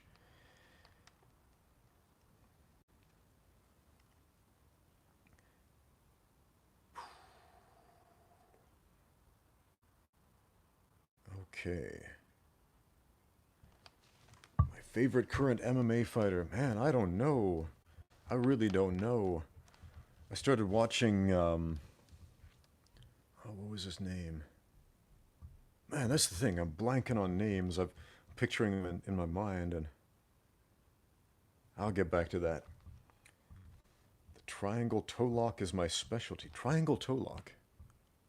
Trying to picture which one that would be, because you know, different grapplers and different grappling styles give different names to different techniques. Like I'm thinking, is that like a figure four toe hold or a... Hard to say. Israel Adesanya. Yeah, that dude is intense. He's one of those next generation fighters.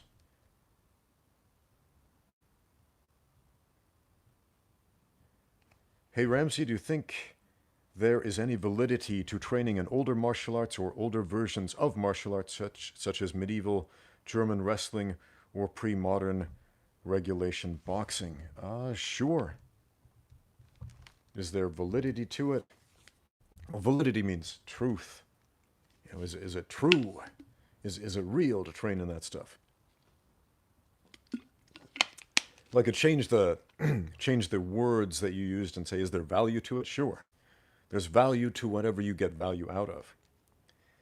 But like with training in these antiquated styles, help as a mixed martial artist.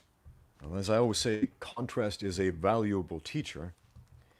mean, that's why I spend any time at all training in the gi for Brazilian Jiu-Jitsu when in my sport, mixed martial arts, we don't wear the gi at all. So you have to throw like 80% of that stuff in the garbage come competition time. But I find the contrast to be valuable. So yeah, contrasting styles are really, really interesting and really educational if you have a strong foundation in what you want to excel at. So make sure you build that strong foundation. I sprained my fingers 2 months ago and it hurts to straighten out. What should I do? Brandon says go to a doctor. That's almost never bad advice. I'd say 2 weeks, you're probably past the put ice on it stage, but yeah, when you get injuries, put ice on it. This should be common knowledge, but yeah, icing injuries will help them heal faster. Remember the RICE formula: rest, ice, compression, elevation. Spells RICE, it's an acronym. Yeah, when you have injuries, make sure you treat them as soon as you can rather than waiting 2 weeks and then, telling yourself, oh, it hurts now. Right now, what can you do to deal with an injury that is older like that? I mean, you could try soaking it in warm water with Epsom salt in it. Magnesium sulfide, I think, is the chemical name for Epsom salt. And that can help to some extent. But yes, see a doctor, again, depending on the severity of the injury. One of my favorite coaches, Neil Melanson. Check this guy out. He's on the Hayabusa channel, Neil Melanson. He had an incident where he broke one of his toes and in the long run had to have it amputated. Well, he chose to have it amputated. And it's an interesting story that he tells in one of his books where it was broken and then rebroken and he just couldn't train on it, and he was training Randy Couture and some other fighters for some championship fights back in the day. And he needed to be able to move, but he couldn't with this toe. So he went to the doctor and they said, well, we can do some surgery on it to fix it, but you'll be out for like 2 years. No training at all. And he said, that won't work. What can I do to keep training? And the doctor almost jokingly said, well, you can cut it off. And he said, then cut that toe off. So man, that's how dedicated Neil Melanson is to his craft. Go check that dude out. Neil Melanson. Awesome guy. So I hope your finger hasn't gone that far, breaking and re-breaking. If it was a simple injury, give it time. Be patient with injuries. Most of us don't have a mutant healing factor like a X-Man. So give it time and be patient. Let your body do its work. I'm going to BJJ class in an hour and a half. I need to listen to Ramsey for some inspiration. Okay. Pay attention to your coach. Yeah, there's some inspiration. That's important. I don't know what level you're at BJJ, but I always get new students who are really excited about seeing stuff on the internet, like, oh, I saw this cool move on Instagram and I want to try it out. Pay attention to your coach, because that's the guy who's been watching you train. That's the guy who has been paying attention, hopefully, paying attention to your progress and how you progress. And, if your coach is anything like me, he is watching, he is observing you. He's finding out what makes you tick in order to help you improve the best. So pay attention to what your coach says. Can't stress that enough. When you go to BJJ class, take that as inspiration. Is my father a gym coach? All the chosen ones I met online have a gym coach father. No, my dad is not a coach. What does he actually do for a living? I believe he works in the print business. Like he prints business cards and books and flyers and wedding invitations and things like that. So no, not a coach. I did not learn how to fight from my dad. How much sleep do I get? That depends. That depends. I shoot for 8 hours a day. I don't always get at 8 hours a day. When when the gym is open and operating, I start class really early. So I get up at 5 a.m., go to the gym. I'm there for 7 a.m. classes and run classes till about 10 a.m. And then there's a break in the day. Um, that's some time where, I eat. Sometimes I'll make some YouTube videos, do some Q&A with you guys. Um, and I'll try to get a nap in the middle of the day, the siesta. Um, because generally I get about 6 hours at night, so I try to get one or two more in the middle of the day because I find that that helps a lot, especially with the intense training in the morning and then another session in the afternoon or the evening or both. So, yeah, splitting up the sleep cycle like that works well for me with my specific schedule. Let's see.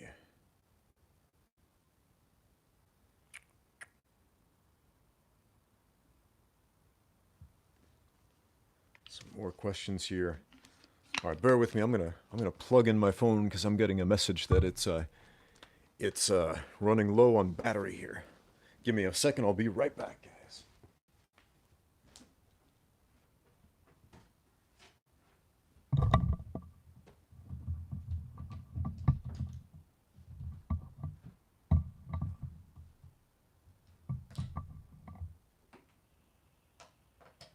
So I'm still here. Keep those questions coming. I'll take a look at them as soon as I can. My cord is not long enough. What are we gonna do about this?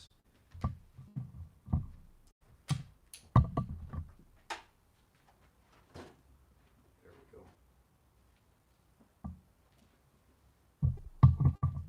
Gonna have to jury rig a system here so my tripod doesn't fall over. But yeah, I really do appreciate you guys coming out for this live thing, live broadcast, whatever you call it.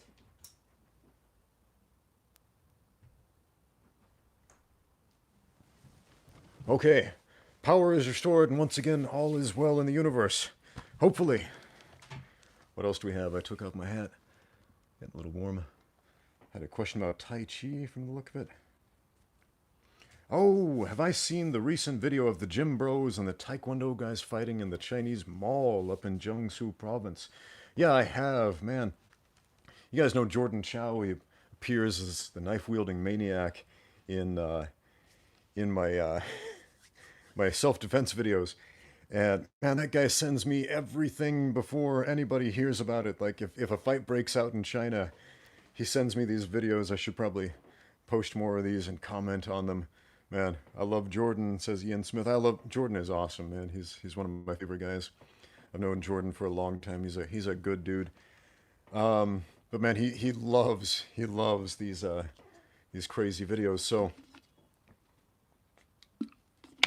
if you want the lowdown on that fight, that scrap that broke out in the mall with the Taekwondo guys and the gym bros, I think what's his name, Jerry over at Fight Commentary Breakdowns did a pretty good synopsis of that. One thing he didn't mention at the end, where the Taekwondo guys flop on the floor, they fall down. That's confusing to a lot of people outside of China because they don't see that on a regular basis. But here's the deal. Here in China, if there is a fight or if there is an accident, if people get injured, the injured parties will almost always flop on the floor and start crying and bawling to get attention from the police or witnesses holding cameras so that they can show, look, we are injured, because the rule of law it's a little different here in China. Essentially, what it comes down to as far as, self-defense and fights and conflicts, things like that, is that the party who is more injured is the one that gets reparations. So if we're fighting and I hear the police coming and I flop on the floor like, my arm's broken, you hurt me, this is all your fault, I'm the victim. They like to play the victim so they can get reparations. It's a huge part of the culture. So it's kind of annoying if it happens in the middle of the street because it will hold up traffic forever. If there's a dude on his bike and he runs into a guy on his scooter or whatever, and even if they're not injured at all, they will lie in the middle of the road blocking traffic for an hour just screaming at each other. So, yeah, it can be kind of obnoxious. Ryan Smith says, is there a have I been to the LDS temple in China? There is not currently an LDS temple in mainland China. There's one in Hong Kong, and I've been to that one, but in the mainland, no. Um, yeah, the pain, that's exactly what they say. Ah, I, next time I'm out, next time I see this stuff, I'm gonna whip out my camera and film some of this. But, yeah, crying victim, it's a big deal here. The furious race to the bottom is serious in China.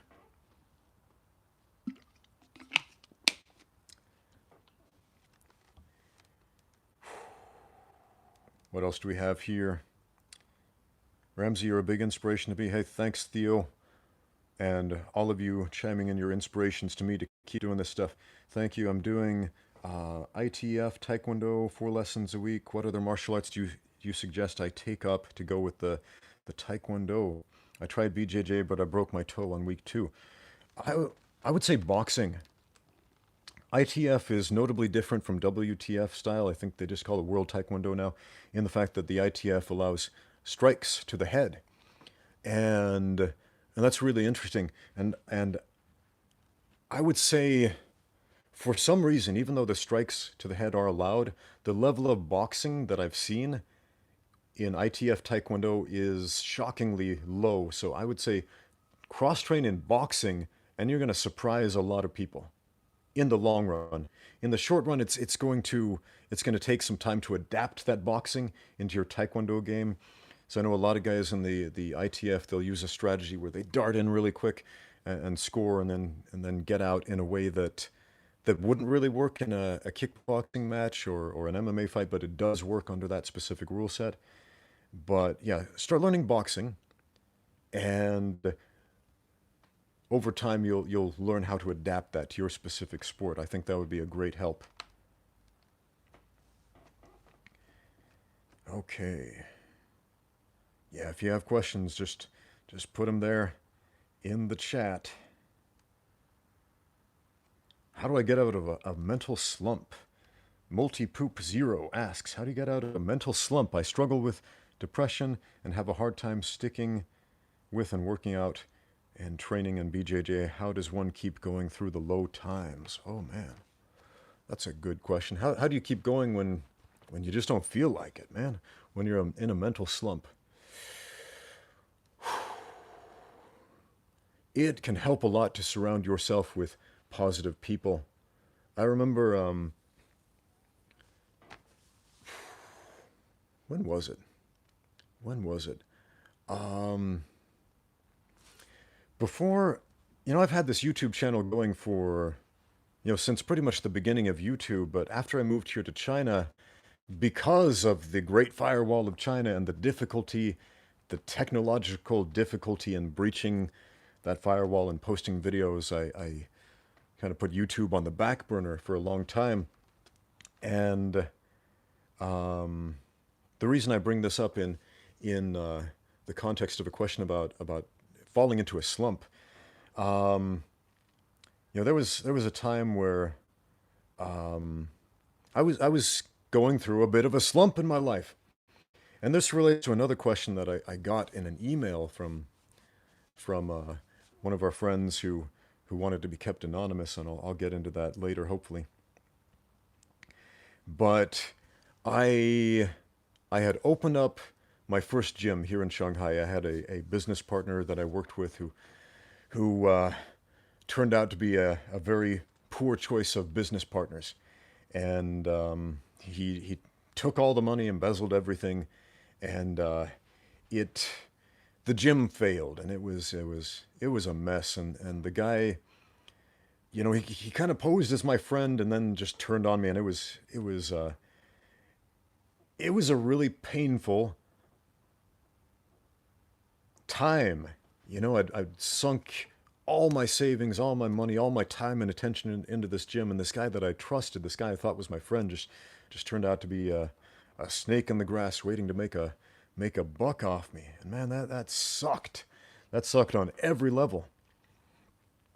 And and I remember just kind of falling into this slump where I didn't have a gym anymore. I wasn't able to do what I loved at the time. And I was like, man, what am I going to do? What am I going to do? Um, and I remember watching some YouTube videos.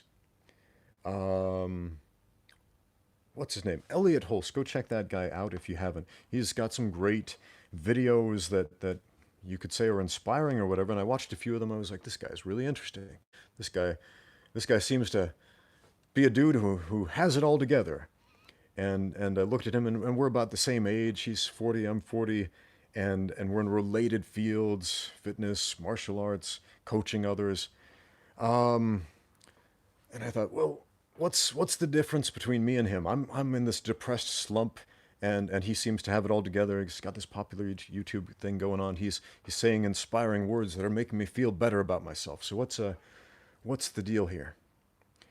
And he made this video about inspiration. I don't remember what it was called, but he basically said inspiration is garbage.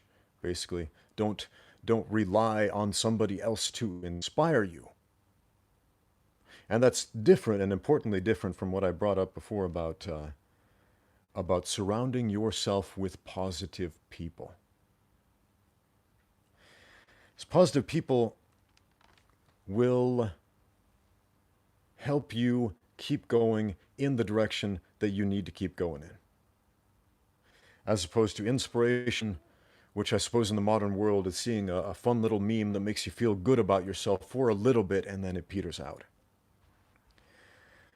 So yeah, Elliot's got some fantastic videos, and yeah, go check out his channel if you don't already. And yeah, I realized, you know what? What is the difference between this guy and me? Well, but there are tons of them, but one of them is he is doing something. And I was there throwing myself a little pity party. And that inspired me, if you will, to pull myself up from the bootstraps and start doing something. Start talking to you guys online, even though at the time barely anybody was listening. We had like our friend Talent Dance TV, who, longtime subscriber, comments on everything since the beginning. He was like one of the 12 guys who had watched this channel back in the day. So, man, it blows my mind to this day that so many of you guys are up at like 2 or 3 in the morning asking me questions on here. So many that I do not have time to answer them all. But man, I appreciate it. Appreciate the love.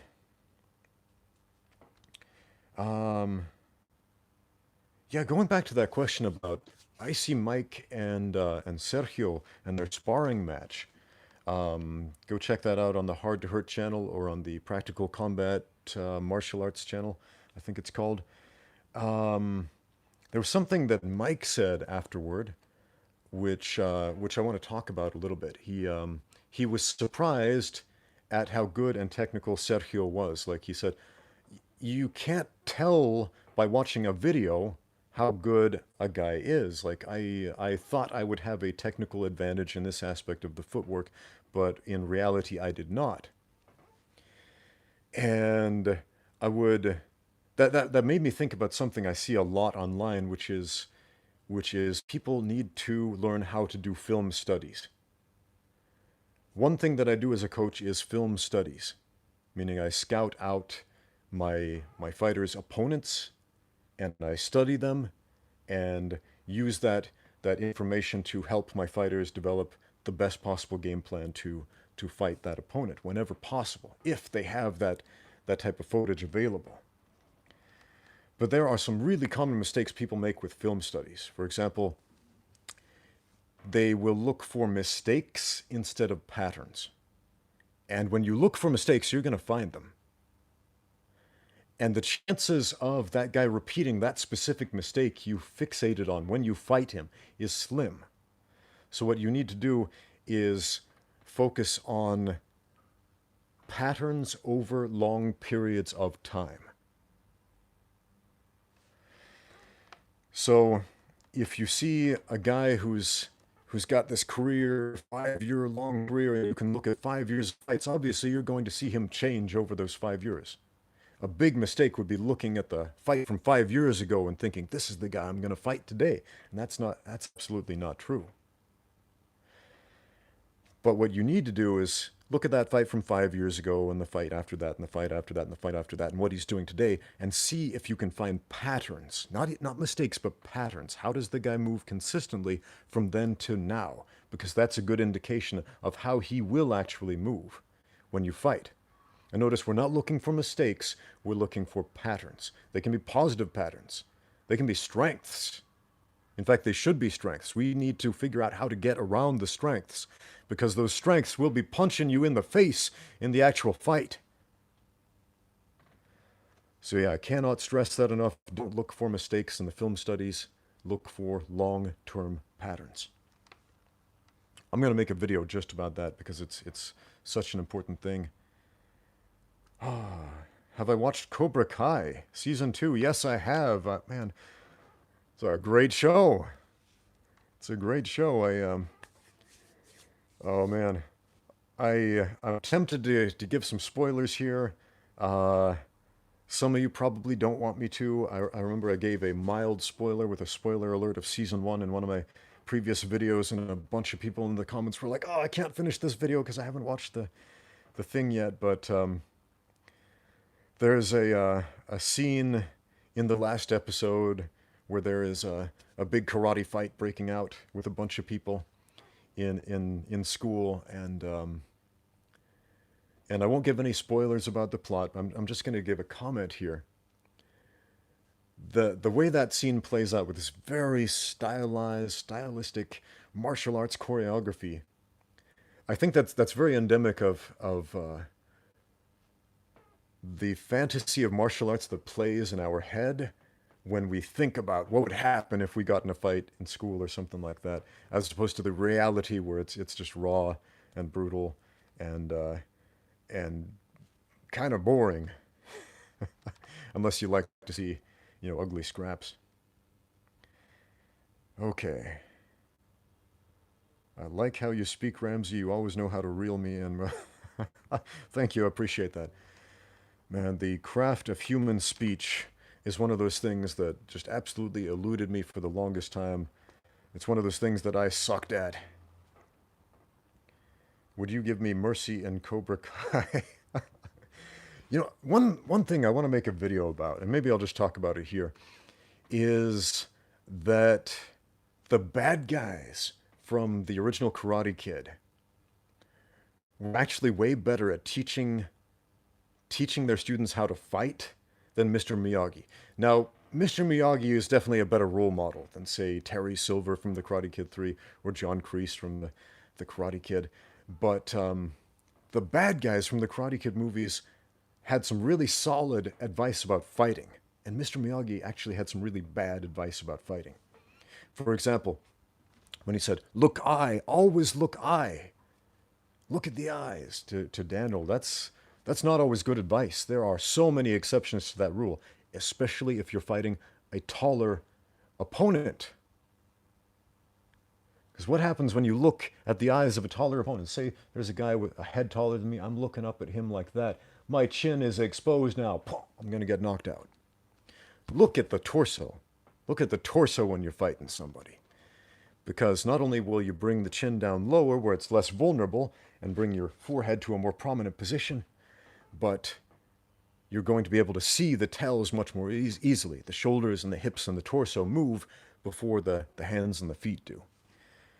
What else, man? Terry Silver, that dude had some great advice.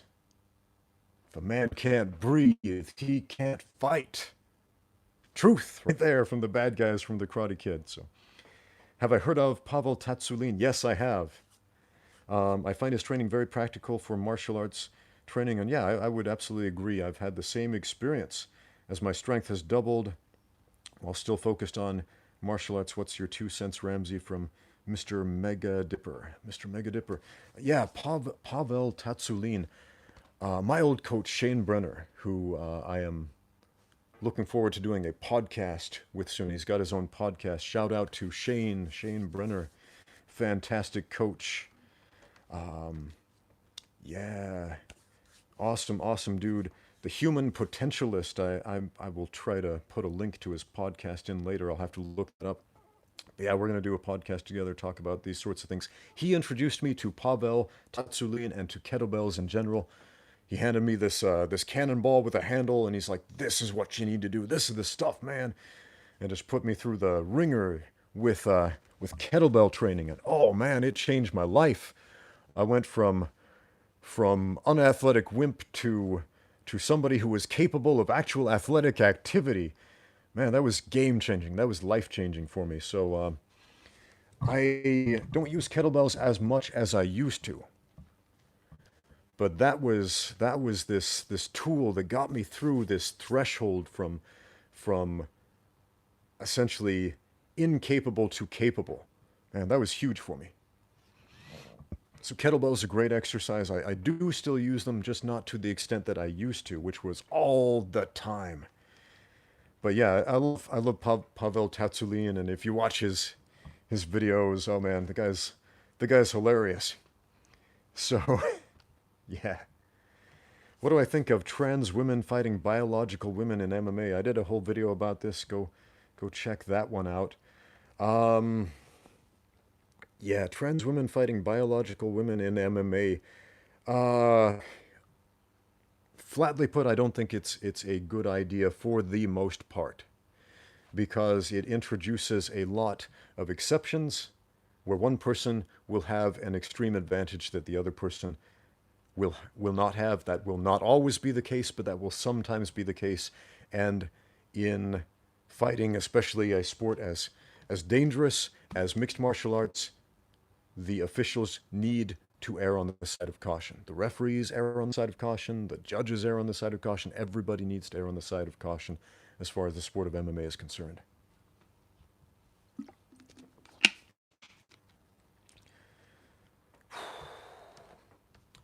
Man, I'm not a big fan of the idea of people dying in the cage for any reason. Is it safe for little kids to box and take hits to the head? No, it's not. No, it is not. It's really not safe for anybody to take hits to the head, but especially not little kids, because their brains are still developing. Their neurons haven't even connected yet. And if you tear up that brain before that process has a chance to take root, man, you're doing some lasting brain damage to kids. So yeah, don't let them take hits to the head. So I train my own children in striking and boxing technique and kicking and all this stuff, but I am not having them take hits to the head. Have kids learn how to grapple, because one, you can do that full contact, close to full power every day, and little kids like to grapple anyway. Man, my two little girls, they fight all the time, so I would rather have them understand how to do it safely and correctly, rather than tearing each other's hair out and clawing each other's eyes to pieces. And punching each other, of course. So, yeah, teach kids how to grapple. Have them grapple. Teach them how to strike, but don't let them get hit in the head. Taekwondo. Yeah, Taekwondo is a great sport for kids. I know it gets a lot of flack for being martial arts themed daycare, and a lot of Taekwondo schools today are martial arts themed daycare,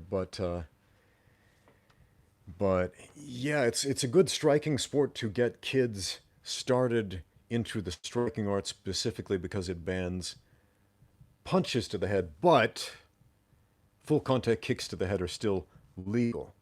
So if they're training at a Taekwondo school, yeah, make sure the coach is a good enough coach that they are not allowing small children to blast each other in the head with roundhouse kicks or hook kicks or side kicks or really any kicks. Make sure they are teaching control first.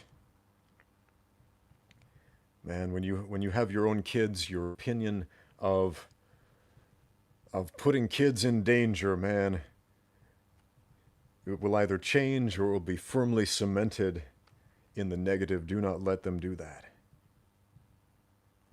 On a tangent, what are your thoughts on Notre Dame's renovations after the fire that they experienced. Well, I don't know too much about that. I guess I would see a cathedral that is renovated than one that is burned. So if that's the way they want to do, go for it. Headbutts are amazing. Oh man, headbutts are brutal. Headbutts are brutal. Here's a secret tip for you: how to headbutt legally in mixed martial arts and knock people out and get with it and do it 100% by the book. All right, you're going for a takedown, a high dive specifically. All right, there are a few ways to do a high dive. You can do it with double underhook. High dive specifically, so you can do it as part of a blast double, hooking under the hips and elevating your opponent. But basically, when they clinch up with you, if they clinch up with you when you go for this high dive takedown, basic Greco-Roman takedown, get your forehead, the crown of your forehead, and bury it right under the chin right there. Keep it right there and then slam them. Yeah. So I know headbutts are illegal, and it's not technically a headbutt, but what ends up happening is the hardest part of your skull jams and hits them with the entire force of your body right under the chin. Yeah, you can knock people out with that slam. 100% legal in mixed martial arts. So if you're fighting a guard puller, and this is one of the reasons you don't want to pull guard in MMA, because this can and does happen. There are so many knockouts, slam knockouts from a guard pull. So, yeah, if you're fighting a guard and the guy's really tight on you, holding your posture down, bury your forehead right there, or really tight on, holding your posture, elevate, and slam, essentially head first, using this spot right there on the neck as a cushion, putting the shock from that head into the chin. Yeah, you can often get a knockout from that. Kong Munir says, could you get the old Tai Chi fighter you sparred with on your channel for sparring or an interview? Oh man, I actually don't even know if he is still alive. He would be 90 years old this year. Master Wu Dao Shui. Yeah, met him when I visited Jiangsu province when I was training at a Sanda camp up there. Ah, that would be really interesting. I mean, I would love to guy again. I have not seen him for a very long time. But yeah, if I do, I'll definitely bring my camera this time now that I have one. Hey Ramsey, nice to see you live streaming. Yeah. Like, can you Jack Dempsey's audiobook? Yes, I will. Yes, I will. Man, that's such a great book. So just for you, I'm gonna get on that this week. Maybe later today. I'll do some recording. Since I got my microphones out, might as well. Kenny says his question has disappeared upwards again. Ramsey, can you scroll the live chat upwards and check it out? I don't know. Hold on, what was the question? Let me scroll, looking for Kenny's comment. Oh man, so many questions. Where are you, Kenny? Where are you, Kenny? Maybe you should just type it again.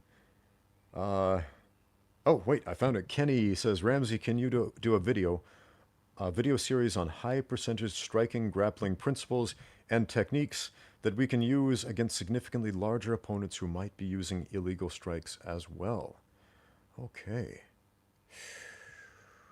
A video series on high percentage grappling, striking principles and techniques that we can use against significantly larger opponents. Okay. Now, there are some principles, you know, like looking at the body of a taller opponent and all that. But the most important thing you can do to prepare yourself for fighting a bigger, stronger opponent is spend a lot of time sparring and training and rolling and grappling with bigger, stronger people, because nothing else will prepare you for that experience than doing that experience, than participating in that experience. Shanghai, yes, we're in Shanghai. I'm in Shanghai. Shanghai, China. But yeah, Kenny, if you go to a gym, especially a grappling gym, I know a lot of people like to shy away from the big, strong dudes because it hurts to grapple with those guys sometimes. They get on top of you and they squish you, even when they're trying to be nice, or when you're sparring with them, even if they're going light. You know, the guy who weighs like 100 kilos more than you do, and he taps you in the head and it feels like a full contact hit. just because he's so big. And that kind of sucks, but if you want to understand how to fight a bigger, stronger person, you have to put yourself through that experience again and again. You have to feel that kind of pressure. Now make sure you do it with people who can control themselves, because if you get in there with some just really raw, aggressive dudes who outweigh you by double, you're going to get hurt. So anytime you can find big guys who can exercise control, find those guys, appreciate them. They're going to be some of your most important training partners. Do I understand Chinese characters? Yeah, some. I understand hundreds of Chinese characters, but the problem is there are thousands of Chinese characters, man. It's like with the Latin alphabet, the one we use in English and most European languages, really any alphabet, you just have to learn 26 letters, 26 characters, and you're good and you can read. And that's why learning Spanish was so easy, because I learned how to read it on day one. And so I could just, go and read books that I already knew in English and read them in Spanish and be like, oh yeah, so that word means this and this means that, and just like get it and absorb it fairly quickly. But Chinese, oh man, learning how to read is a chore. Oh, it is a chore. Man, my kids, they speak Chinese like natives. They were born and raised here in China, so their linguistic ability in Chinese is on par with native, because they're natives, born and raised here.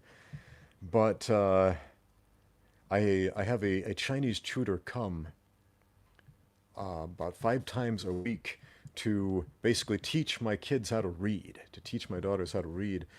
It's weird being illiterate. It is weird being illiterate, or mostly illiterate. I mean, like I said, I know hundreds of Chinese characters. I can read hundreds of them, but that's not enough. You need to know thousands to be able to read, at least read anything above a very, very low level. So, yeah, the Chinese characters are interesting because at first it seems like a really, really inefficient writing system. And if there was only one language in China, it would be. But since there are over 400 different languages in China, there are so many different languages and so many different dialects. And everybody from every different town speaks a different dialect. Like here in Shanghai, there's Shanghainese. And up in Jiangsu, there's Jiangsunese. And the different towns in Jiangsu province, they have their own little dialects. And like, man, everybody has their own dialect and their own language, sometimes radically different from the common tongue, Putonghua, Mandarin. And so a common writing system that works for all of those languages, no matter what language you're speaking, whether it's Cantonese or Mandarin or Shanghainese or Jiangsunese or whatever, you can read and write with the exact same characters. So that's really, really interesting. So I understand why the Chinese written language developed that way. But it is a chore to learn. Do I think powerlifting is a good choice to combine with fight training? Yes, absolutely yes. Heck yes. Senor X. Powerlifting is awesome and you should do it. Why? Because that is basically, those are the most bang for your buck lifts that you can do. The squat, the deadlift, the bench press, and I would add pulling exercises like the pull-up as well. In fact, I often say the most important exercises, strength training exercises for fighting, are the squat, the deadlift, and the pull-up. If I could only pick 3, those would be it. The bench press, it's good. It's good. It's a great upper body exercise. But as far as importance for fighting, athletic crossover for fighting, squat, deadlift, by far the most important, because those are the postural exercises that will make you stronger everywhere in the most important ways with the most athletic crossover. That type of strength is the precedent for power. Somebody had a question about how do you make your kicks faster? Get stronger, run sprints, and there are a bunch of little exercises you can do as well, but get stronger, do sprints, do some plyometrics, things like that. That will in the long run, add to your speed as well as your strength and power. What program would you recommend for beginners? I would recommend the Get Off Your Butt and Go Do Something program. Lou Schuster wrote this great book called The New Rules of Lifting, which has some great programs in it. So if you want to do some lifting programs, go check that out. Those are good programs. And the Starting Strength program, the Strong Lifts program, those are all good programs. What makes them good is that you're doing something that's making you stronger. So rule number one of fitness, according to Lou Schuster and the New Rules of Lifting, do something, because something is always going to be better than nothing. And once you get that momentum going, once you get off the couch and start doing something, even if it's not the most efficient way, creating that momentum is super important to get you on the right path. None of us start out in the perfect program. I didn't. I started out doing guesswork. Like a lot of mixed martial artists, I started out in a traditional martial art that was a piece of the puzzle. But along the way, I found other pieces of the puzzle and found people who helped me put them together into a coherent system of fighting. What's going on here? You guys posting pornography? Guys, man. Daniel Yoon has been blocked. I'm sorry it had to come to that, guys. Let's have a lecture about pornography. Don't look at it. Makes you weak, man. It makes you weak. It is as addictive as anything. This is a Christian channel. This is a channel for everybody. I don't care if you're Christian or Muslim or atheist or whatever. This is a channel for everybody. But at the same time, yeah, porn it's not good for you, man. It's not. I mean, it is a drug. It's the druggiest drug there is out there, man.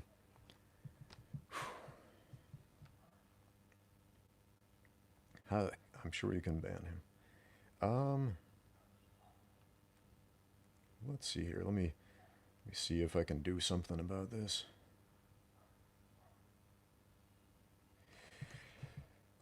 How long have I been in China? I've been in China for 10 years. No, my wife is not Chinese. She is American. What do I do for a living here? I coach the sport of mixed martial arts. I'm a combat sports coach. I also coach kickboxers. My fighters also compete in ring sports as well as cage fighting. And that's something really important to recognize if you do move here to China expecting to have a career in mixed martial arts. You have to become proficient at ring sports as well. Sorry, Daniel Yuna, I've just hidden your messages from the channel. So, yeah, I'm figuring out this moderation stuff. Yeah, that's one thing that kind of surprised me at first, because I was planning on just doing some MMA fights, and I started getting offered all these kickboxing matches, Muay Thai fights, Sanda fights, K1 fights, all these different ring sports with different rule sets. So for about every MMA fight that I did here in China, I was offered like 4 or 5 kickboxing, and when I say kickboxing, I mean all kickboxing sports. About 4 or 5 kickboxing matches, and yeah, that's so your stand-up game really needs to be on point. You need to invest a lot of time into the stand-up game if you plan on competing in China. Okay, getting back to the chat here.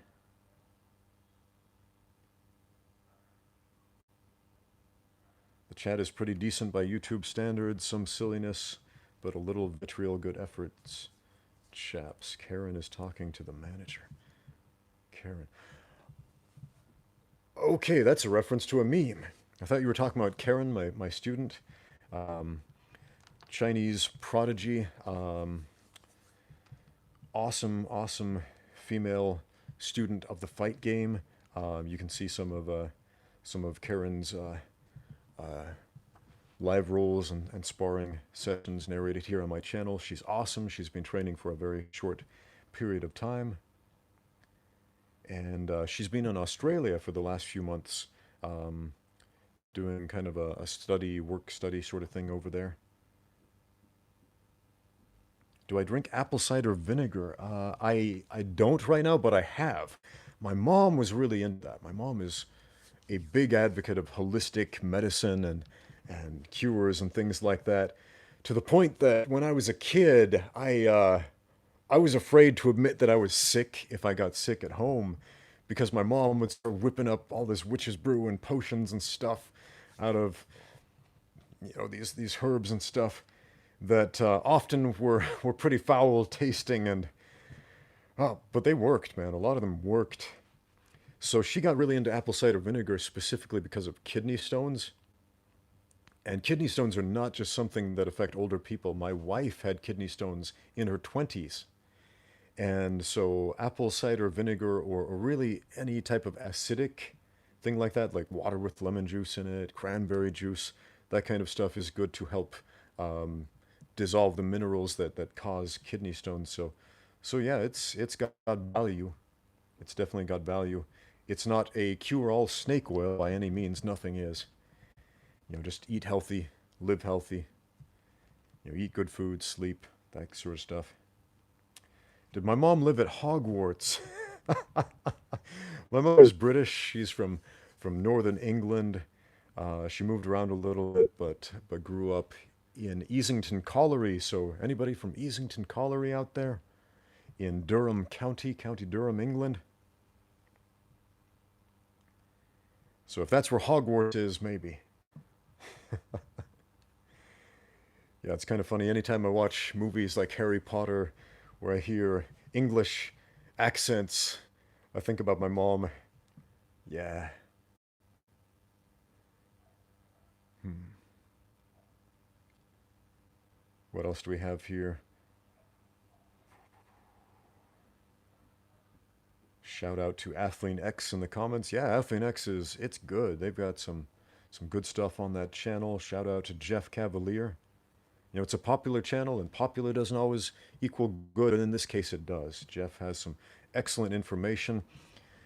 And I remember I skipped out on doing lunges for the longest time, and that's something I've really got back into lately. Thanks to Jeff Cavalier, I couldn't do the lunges because it hurt my knees too much.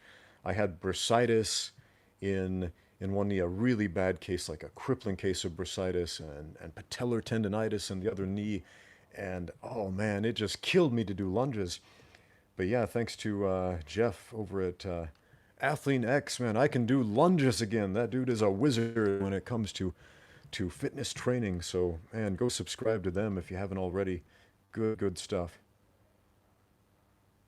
Yeah, Jeff is amazing. Gypsy King Fury. But the great thing about knees and rehabilitative exercise is that it's really tempting to put yourself in a rut, to dig yourself a little hole of pity and think, oh, I got bad knees. I'm always going to have bad knees. But you can change that, at least to some extent, through rehabilitative exercises. Got a question about Shu Xiaodong. Do I know Shu Xiaodong? No, not personally. I do not. Do I agree with what he's doing? Opening challenges to traditional Chinese martial arts and exposing them as fake martial arts. Um, I appreciate the intent behind what he's doing. I don't necessarily think the method that he's going about it is the best way to spread the message. There's a fable by Aesop, the Greek storyteller, about the sun and the wind, and how they had a contest. The sun and the wind were having a conversation one day, as anthropomorphized celestial bodies do, and they saw a man with a coat. And the sun and the moon talked to each other. The not the moon, the wind. The wind said to the sun, "Hey, I bet I can get that man to take his coat off before you can." And the sun said, "It's a bet." And so the wind began to blow and blow and blow, trying to blow the man's coat off by force. And what happened? The man got cold, and so he pulled his coat tighter around him to get warm and to keep it on him. And eventually the wind gave up and said, I give up. I can't do it. He won't budge. You try. And what did the sun do? The sun came out and shined warmly and brightly. And when the man felt the warm sun about him, he took his coat off immediately, without a struggle, without a fight. Pretty sure you can figure out the moral of that story right there. But yeah, if you can turn your enemies into your friends, man, that's the best way to go about business. So again, I appreciate his intent, Xu Xiaodong's intent of trying to essentially make martial arts real again in the People's Republic of China.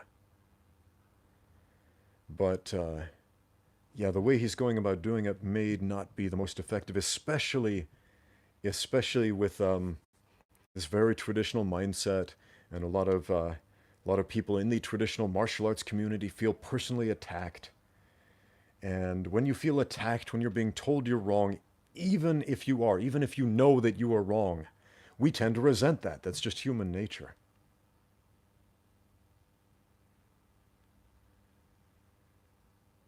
Let's see. Catch more flies with honey than vinegar. Definitely. I think I saw a question up there. Yay, story time. Back scrolling on the comments to see something about fight IQ. Okay. Lupe asks, are bouldering, tennis, gymnastics, volleyball, parkour, and soccer good analogous sports to help develop higher fight IQ? Okay, I'm not sure what bouldering is. I'm guessing maybe rock climbing. I don't know. I'm not familiar with that term. Tennis, gymnastics, volleyball, parkour, and soccer. Okay, all of those will have some athletic crossover with fighting. And I think when we practice a sport, any sport, we develop a higher level of kinesthetic bodily intelligence. And that's important. That's important for fighting. That's important for fight IQ. When we get off our butts and start moving, when we live in our bodies, we develop our bodily kinesthetic intelligence. There are different types of intelligence. If you didn't know, we have our intellect, our cerebral intelligence, using our brain, cognitive intelligence to figure out math and logic and stuff like that. We have emotional intelligence, being able to be a charismatic person, being able to understand other people, being able to empathize with other people. Things like that. Some people are lacking in that type of intelligence. It's not just a skill set, it's a type of intelligence. There's a great channel I watch sometimes here on YouTube, Charisma on Command. Charlie over at Charisma on Command. Go check that out. It's a good channel. He essentially tries to teach people to be more charismatic, and it's interesting to see that broken down in a scientific way. He'll point out things like facial expressions and tone of voice, all of this stuff. But if you try to be a charismatic person by following different cues, like I must raise my eyebrow like this, or use this specific tone when I speak, you're just going to come across as fake. And that's not what he teaches as being fake. He's all about being genuine and all that. But becoming charismatic, you have to practice speaking to people, which again is the reason I started a YouTube channel, to practice speaking to people and just getting better at that specific skill set. Developing my emotional intelligence. But then the other type of intelligence that we were talking about, not cognitive. Snapping my fingers trying to remember. Working on that cognitive intelligence at the same time as a kinesthetic bodily intelligence. How our movement relates to our mind. Oh man, that's huge. Like dance, for example. I've got this dance degree, and that was the most difficult thing I ever tried to do in my life because I was kinesthetically retarded. Like severely kinesthetically retarded. I was the guy who tripped over my own feet. And in my very first modern dance class, I literally tripped over my own feet doing the easiest routine ever, walking in a square. And I thought to myself, this is important. I have to master this. In spite of how hard it is, I have to master this. I will not quit until I am good at this thing. And I'm so glad I did, because that's one thing that carried over into martial arts in a big way. Obviously, you don't want to trip over your own feet in a fight. But more so than that, a skill that I acquired through dance was muscle mimicry, being able to watch somebody do a specific movement or routine and then being able to copy it accurately. Because dancers have to do that to an alarming degree. If you're not good at that, go watch some auditions for a dance company. And generally what happened with me anyway, they would show a routine, and we didn't have any cameras or phones or anything like that back then. We couldn't record it, we couldn't review it. We got to see a routine once, a fairly complex routine, like a minute long, a minute of complex choreography, once. And then we had to do it. And the first time I auditioned for the dance program, because you had to audition to get into the program at the university. Oh man, I failed miserably. I saw this overly complicated series of movements, a minute of choreography, and I absolutely couldn't get past the first beat of it. Oh man. But when you apply yourself to that specific skill set again and again and again over time, day after day, week after week, year after year, something magical happens, my friends. We acquire that skill set. So now, now I can, not just in the classroom setting, when watching people teach a move, be able to pick it up easier or easily, I can watch and observe and study my sparring partners and do it on the fly. And I can watch videos and do film studies so much better, because I can see exactly what they are doing, as opposed to focusing on the wrong things. I can start focusing on the right things. Because big flashy movements, often they grab our attention. That's our nature. But we need to look at the subtle details, the spaces in between the spaces. Another thing I would recommend to do when you do a film study, going back to the film study, which I'm going to make a video about, which probably won't get very many views because it's not a super popular topic, but it is an important one. And that is, watch the fight 3 times. The first time, your eyes are going to, or maybe 4. The first time, your eyes will look at what they look at. The second time, force yourself to focus only on one fighter. Nothing but that. Just watch that one fighter the whole time. Watch what he does. Watch how he moves. Watch the space around that fighter. Watch that fighter. Focus on him or her. The third time through, watch the other fighter. Focus only on them and what they do. The fourth time through, the final time through, watch the space in between the fighters. And when you get to that point, when you start watching the space in between the fighters, that is where the fight actually happens. So when we're able to untrain ourselves from looking at what we want to look at and instead look at what we should look at, yeah, that's where we can really begin to study movement.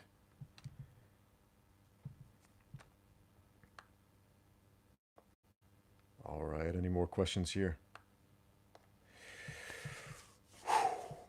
Can you get arrested for breaching the firewall of China? And I hope not. I certainly hope the government of the People's Republic of China has better things to do than come arrest Ramsey Dewey for talking to you guys on YouTube. I'm pretty sure they do. Can we build... Huh. And I hope so. I don't know what the situation is in Manila. I have some friends who coach over in Boracay. How do you pronounce that? Boracay? I don't know the pronunciation of that word. But yeah, some good fighters. I think I'm not sure if Ole Larson is still there, but man, he's a really good fighter, really good coach, and tons of experience. Go pick that guy's brain if you're over in the Philippines. My thoughts on the style of Ba Ji Chuan. I'm not familiar with Ba Ji Chuan. That's one of those kung fu styles that I have not yet encountered here in China. I've met a um, number of Wing Chun practitioners here. I've met people who practice praying mantis style, but Ba Ji Twin. No, I've never met a Ba Ji Twin practitioner to date. So I don't really know what it looks like, what it feels like, the technique, the strategies behind it. So I don't know what to say about that. But I get that question a lot. I get questions, what do I think about these specific styles? Um, I mean, I'll be happy to look up some videos and give you my opinion based on what I see. People seem to like those videos or hate them. Man, I got some angry messages this morning from an Aikido practitioner who really hated my video, What Do I Think of Aikido? Where I just give my opinions about Aikido, and I didn't say anything negative about the art or the system. I didn't say Aikido sucks or anything like that. But man, the dude got mad. So some people really get angry when you talk about what they do and don't get it exactly right according to their interpretation. But man, if we get mad about stuff like that, if we allow ourselves to get angry about stupid stuff like that, about, some guy having an opinion about something that you do, that is how evil wins, my friends. That's how evil wins.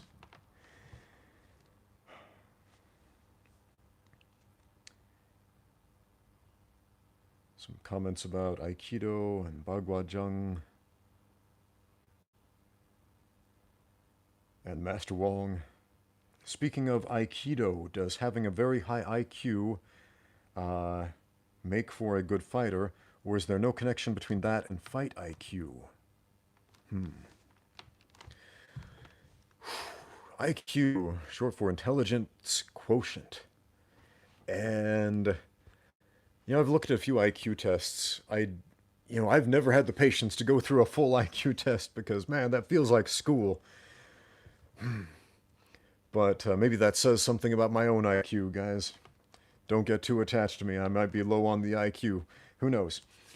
But fight IQ is an expression for basically a guy who just seems to get it, who understands the fight game, who's able to adapt on the fly, who's able to make a proficient game plan on the fly, who's able to fight and fight well. And when he's presented with challenges, with variables, he's able to adapt to those variables.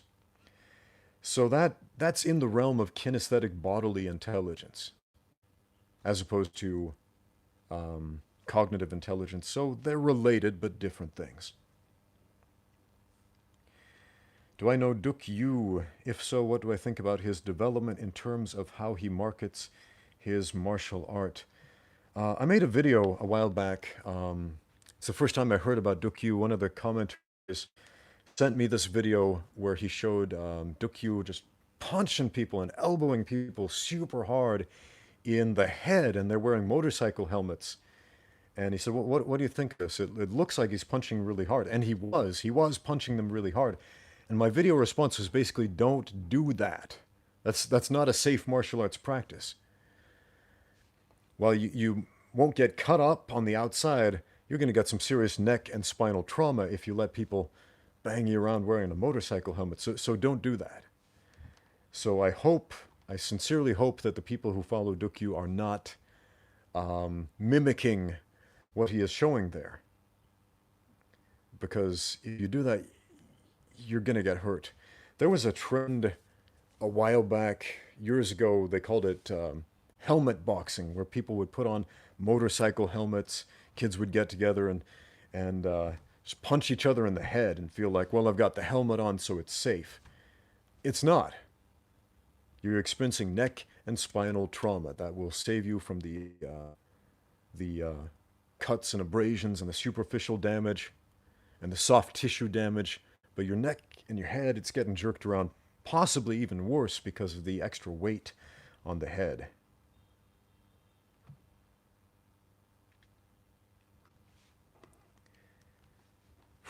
Got a comment from Blacker, who has a question about the deadlift. He says, basically, is it smart to start with a barbell when you're learning deadlift technique? I'm guessing as opposed to like a stick or something like that, or maybe even a trap bar. When I started deadlifting, I started with the trap bar or the hex bar, whatever you want to call that thing. It's kind of a dummy proof, foolproof deadlifting method since you sit in the middle. It sort of puts you automatically in the right position, standing inside the trap bar. It's got the parallel grips, and so there's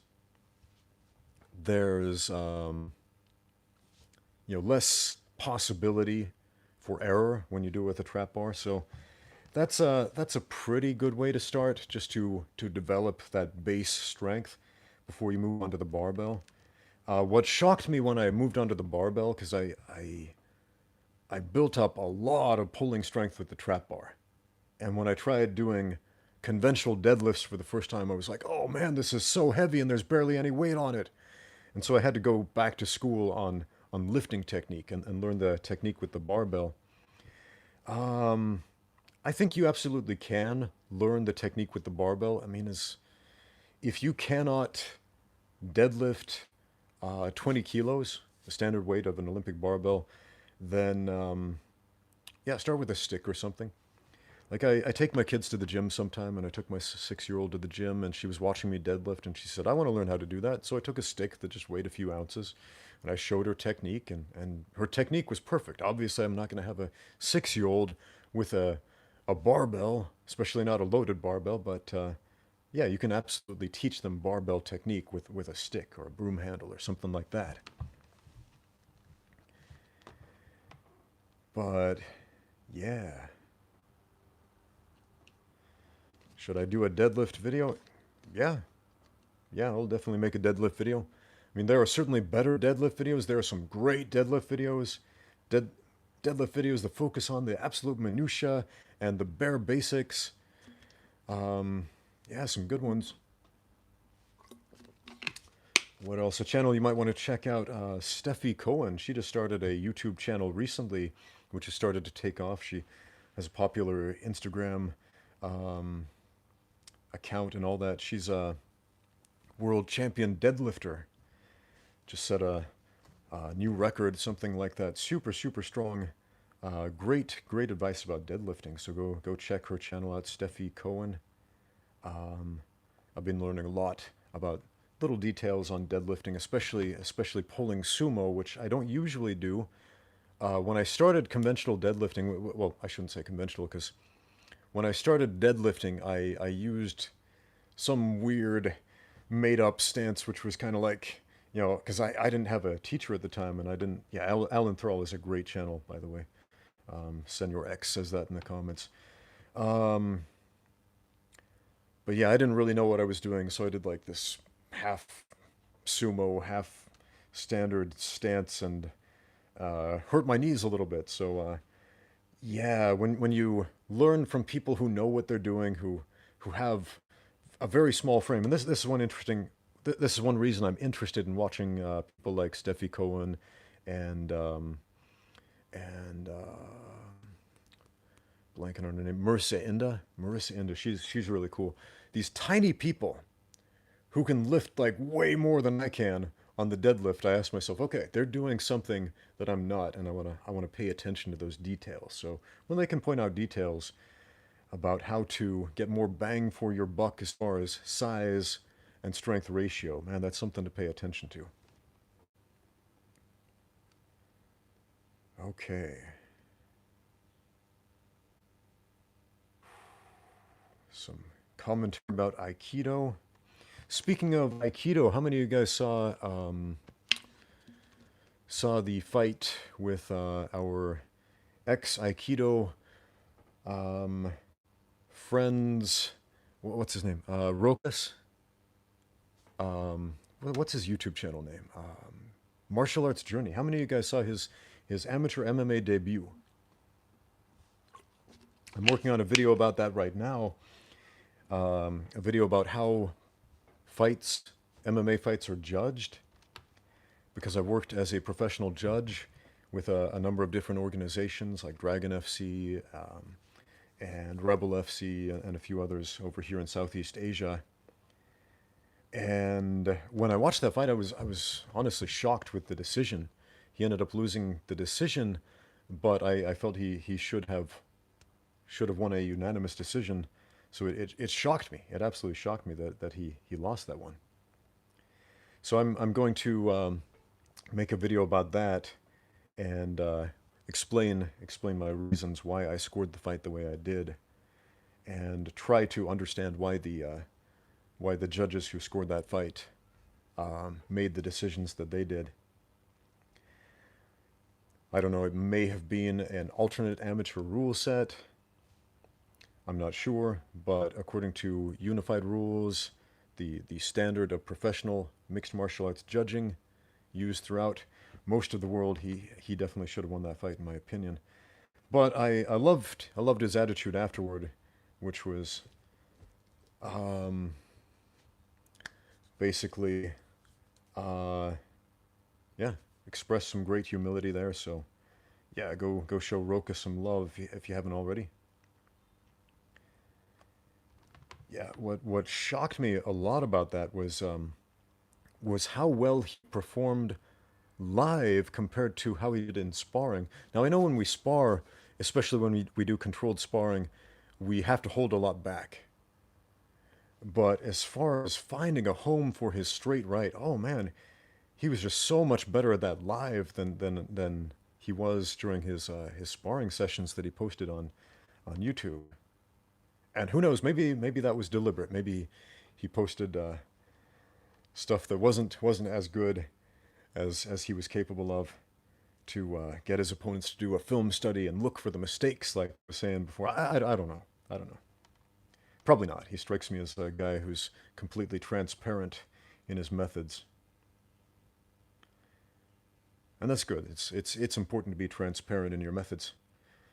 I got a few more questions from people basically saying, how do you be a good YouTuber? And I've addressed this in another video where I basically said luck, but yeah, be transparent. The people that I like to watch on YouTube, I like to watch them because they are transparent. They're not putting on a character. They're being themselves. It's often feels like I'm having a conversation with a real person. Like, hey, this is a person that I would relate to in real life because he's real or she's real.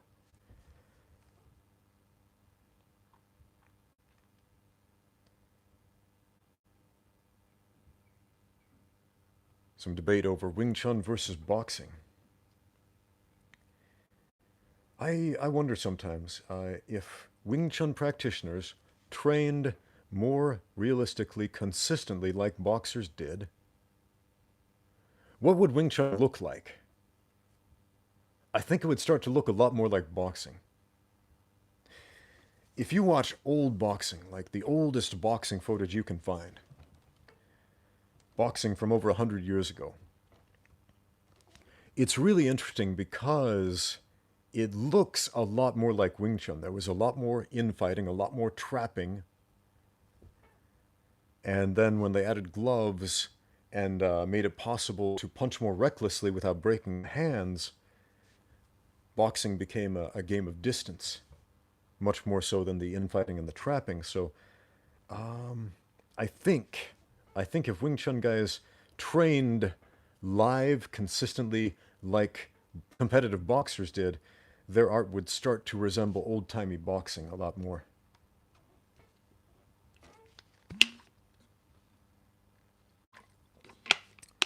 Thoughts on bare-knuckle boxing? I talked about this before in a whole other video, went on about that for a while, don't want to make this too long. Does MMA use hand trapping? Sometimes. Yeah. Another channel I look at sometimes is BJJ Scout. And while it's focused a lot on Brazilian Jiu-Jitsu, there are some really, really good film studies on striking, on different strikers in the UFC and various mixed martial arts organizations out there. And the BJJ Scout videos will often focus on these tiny little details that you'll miss, like hand fighting and trapping. It's like 5% of what a fight is or 5% of what a fight can be. So when it happens, you blink and you miss it. But yeah, it absolutely can. It's not like a Wing Chun sticky hands drill where they just stand in front of each other and rehearse these movements over and over and over again. So if you're a Wing Chun practitioner who is under the delusion that's what fight is, you know, wake up from there, because hand trapping is a useful skill set. But in the context of a real fight where other things are happening, where other ranges of combat are possible, and and dynamically changing all the time from moment to moment.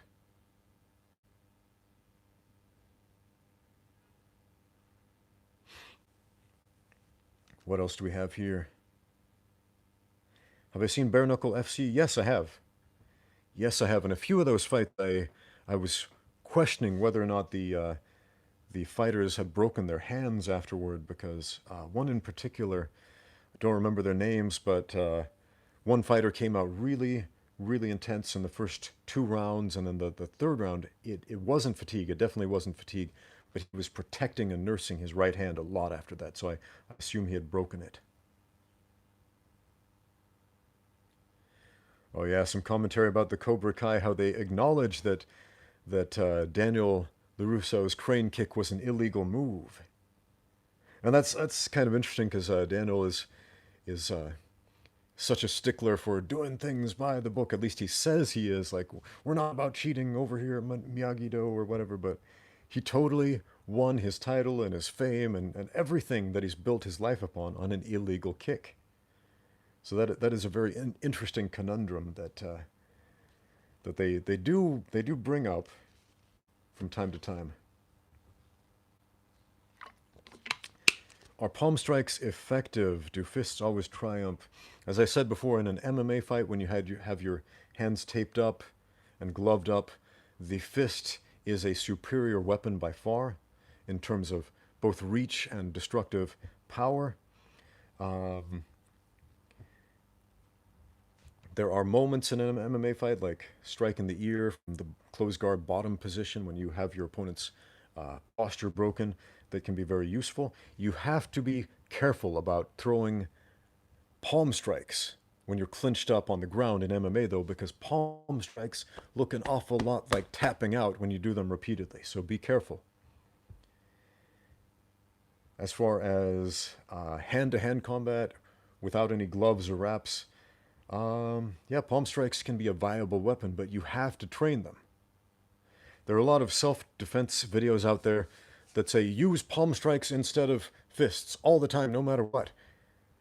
But the problem there is that if you don't train to use open-handed strikes, you're going to suck at open-handed strikes.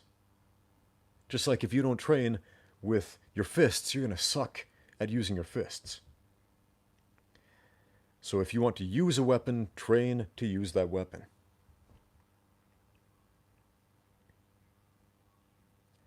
And yeah, that's a good point from Brick Top, who says even with the gloves on, boxers have been known to break their hands. Yeah, the most common injury in all of combat sports, in boxing, Muay Thai, all kickboxing sports, MMA, is the boxer's fracture. It is breaking this metacarpal right there, and this one right here. Yeah, it's not death, it's not dismemberment, it's not paralysis, it's none of these things that go through your mind when you're about to get in that cage and you think of every possible worst case scenario. It's a broken hand. Man, I had a fight, one of my early MMA fights in China. I ended up mounting this guy and was dropping some elbows on him because I love using the elbows for mount. And he started covering up in a way where I couldn't really get the good solid elbow, so I decided I'm going to hook him in the side of the head. So I started throwing hooks, and I didn't break my hand, but man, I bruised it pretty badly throwing those hooks because they landed right on the hard stuff on his skull. And I was throwing pretty hard. And when you're throwing hard and heavy and you just have the wrong angle, yeah, that can damage your hands, even with the gloves and the wraps on.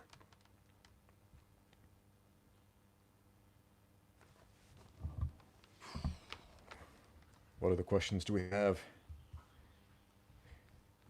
Here's another point of discussion for you. I got an interesting question in the comments a couple days ago.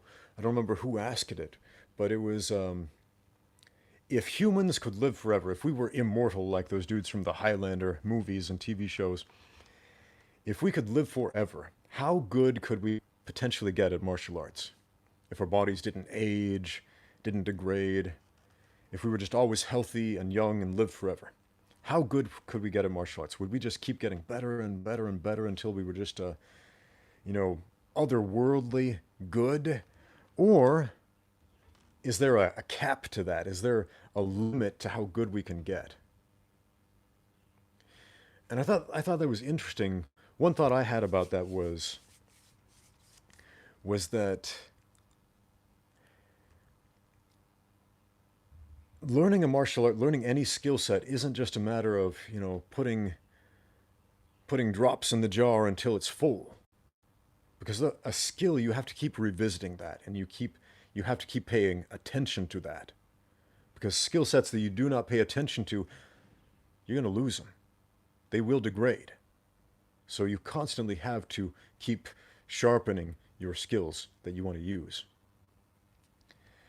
So if you live forever, yeah, you would have to keep consistently training all kinds of stuff. I mean, I suppose maybe along with that body not decomposing, the brain would just be on another level, and you could just retain all of that information and knowledge and experience in a different way. But yeah, the limiting factor to how good we get is time. But if you take that away, we still, you know, even if you have an unlimited supply of days, we still all have 24 hours in the day. What is my opinion of the Joe Rogan spinning back kick? Okay, that was really educational to see. Myself, like a lot of people, when I watched that video for the first time of Joe Rogan teaching George St. Pierre how to do a better back kick. So apparently they asked Joe Rogan, hey, do you know any guys who can teach like Taekwondo style kicks? Because we want to up George St. Pierre's game. And he was like, I can do that. And they were like, but you're a comedian. He's like, I'm also a Taekwondo expert. So so he went in there and he just man, put on a clinic. If you haven't seen it, look it up now. Joe Rogan has this incredibly powerful back kick, and he explained the mechanics of how he's doing it. He's like, it's about the spin and the rotation and the momentum and all this stuff, and all that's true. It's absolutely true, and I tried to copy his advice and all that, trying to figure out how can I make my back kick that powerful. And while I was watching this, I noticed something he did not comment on. And I'm not sure if he's even aware of it. But something he did that I wasn't doing that radically increased the power was the lockout at the end of the kick. And this is true for a side kick as well, a side kick or a back kick. If for a very brief fraction of a second you lock out the kick before you pull it back, like lock it out completely, like rock solid, before you pull it back, you can augment the power and the destructive force of that kick substantially. It's one of those show not tell things, but watch that video again, watch that Joe Rogan kick, and watch the way he locks out that kick for a split second before pulling it back. Yeah, it amplifies the impact substantially. Try it out on a heavy bag. Somebody saying it leaves you exposed, but I'm talking about split second, as opposed to, tap and pull back quickly, but lock, boom, pull back. Because when you connect, it's not going to leave you exposed. It's going to knock that other guy on his butt. So,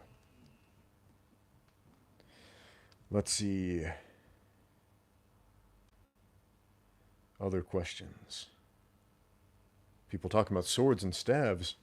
You guys having a virtual kung fu fight in the comments there? Yeah, it's like the shoulder snap from boxing, like what Mike Tyson shows, and a little bit like what Jack Dempsey taught about the shoulder whirl, pulling one shoulder back to drive the other forward. But there's a brief lockout.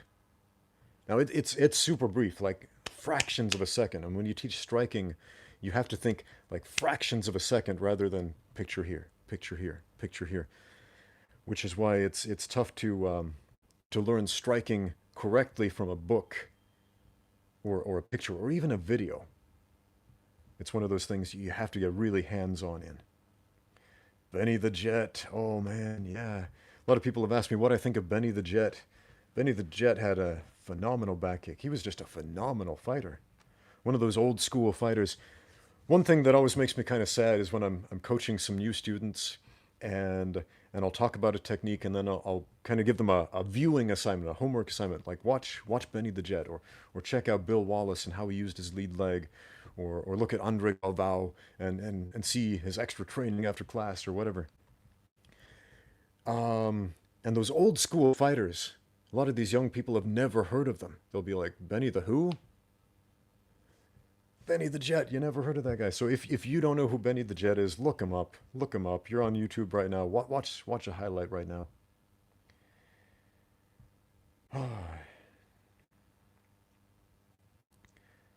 Some comments about Rokas. The Aikido scholar says Rokas is not a good example of an Aikidoka. You know, I hear this sort of thing a lot, and not just about Rokas, but basically anybody who leaves the flock, if you will. And you're welcome to your opinion, Aikido scholar, but I see this a lot. Like when I was doing Taekwondo, and only Taekwondo, one of my instructors at the time, it was like we were best buds, we were best bros. And then when he found out that I started cross training in other styles, like I joined the college capoeira club, and one day he walked past and he saw me in this capoeira club on campus, and he got mad. Oh man, he got mad. He was like, "You are a traitor to Taekwondo. You no longer represent me. You are not a true practitioner of Taekwondo. Your art is impure," and all this stuff. And man, yeah, I didn't keep training with that guy much after that. But man, when people get dogmatic about martial arts like they're religions, when you turn a martial art into a religion, that's worrisome. Here's why. I'm a religious person, and religion is faith-based, meaning it's something that you believe based on the dictates of your own conscience to be true. It's not something you can go out and empirically prove to somebody. Martial arts is different. Martial arts are not religions, they are sciences. We can empirically prove whether martial arts work or not. We can empirically prove, is this guy good at this martial art or not?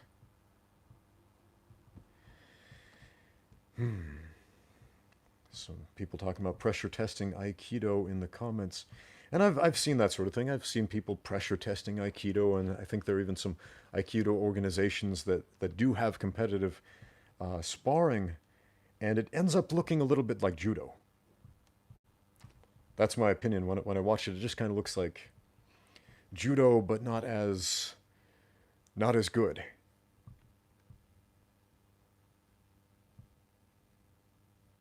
But you know what? There's probably some Aikido guy out there who is an absolute badass and can kick everybody's butt. I haven't met him, but he's probably out there. But I'll tell you what, he's not the guy typing angry comments on YouTube videos trying to prove himself. What are some good shoes for running and or weight training? Okay, weight training, get yourself some lifting shoes. I showed these before. These are squatting shoes or lifting shoes. They've got the heel. That's what you need for squatting. For deadlifting, I mean, you can deadlift in these. Some people do. I got a lot better results with a flat-soled shoe, like a wrestling shoe, or barefoot. For running, for running, avoid stuff with the heel. Okay, so like a lot of sports shoes today have a big clunky heel that promote heel, ball, toe type of movement, which is terrible for your joints and knees. I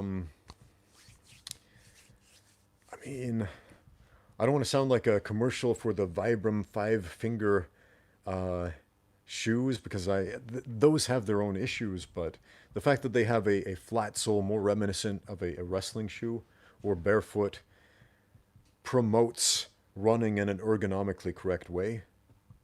Toe ball heel rather than heel ball toe.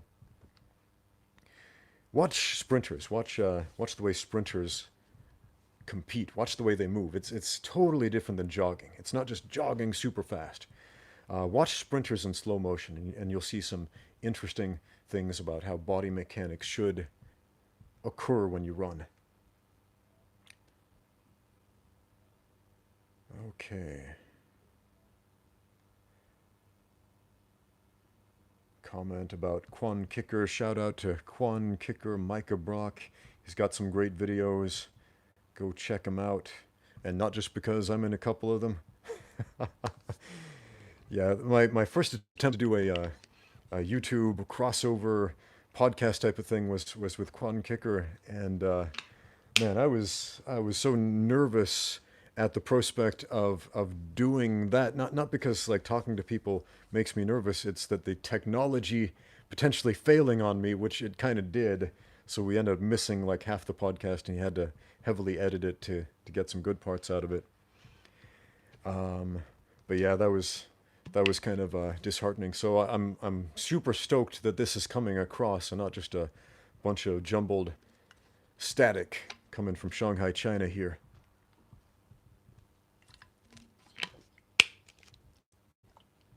All right, guys, I'm gonna have to go pick up my children from school right now. Their bus is coming in a couple of minutes. So, hey, thank you so much.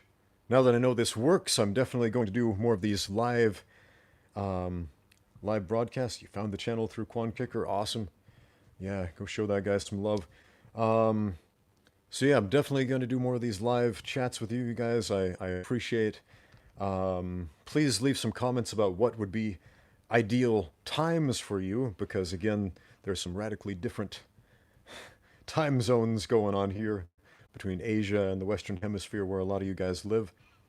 And once again, I'll be in the US this summer for 3 weeks in Los Angeles, in the Los Angeles area. If any of you guys want to get together or train or chat or whatever while I am there, if you're in the Los Angeles area, I'll be there from the end of July to the beginning of August.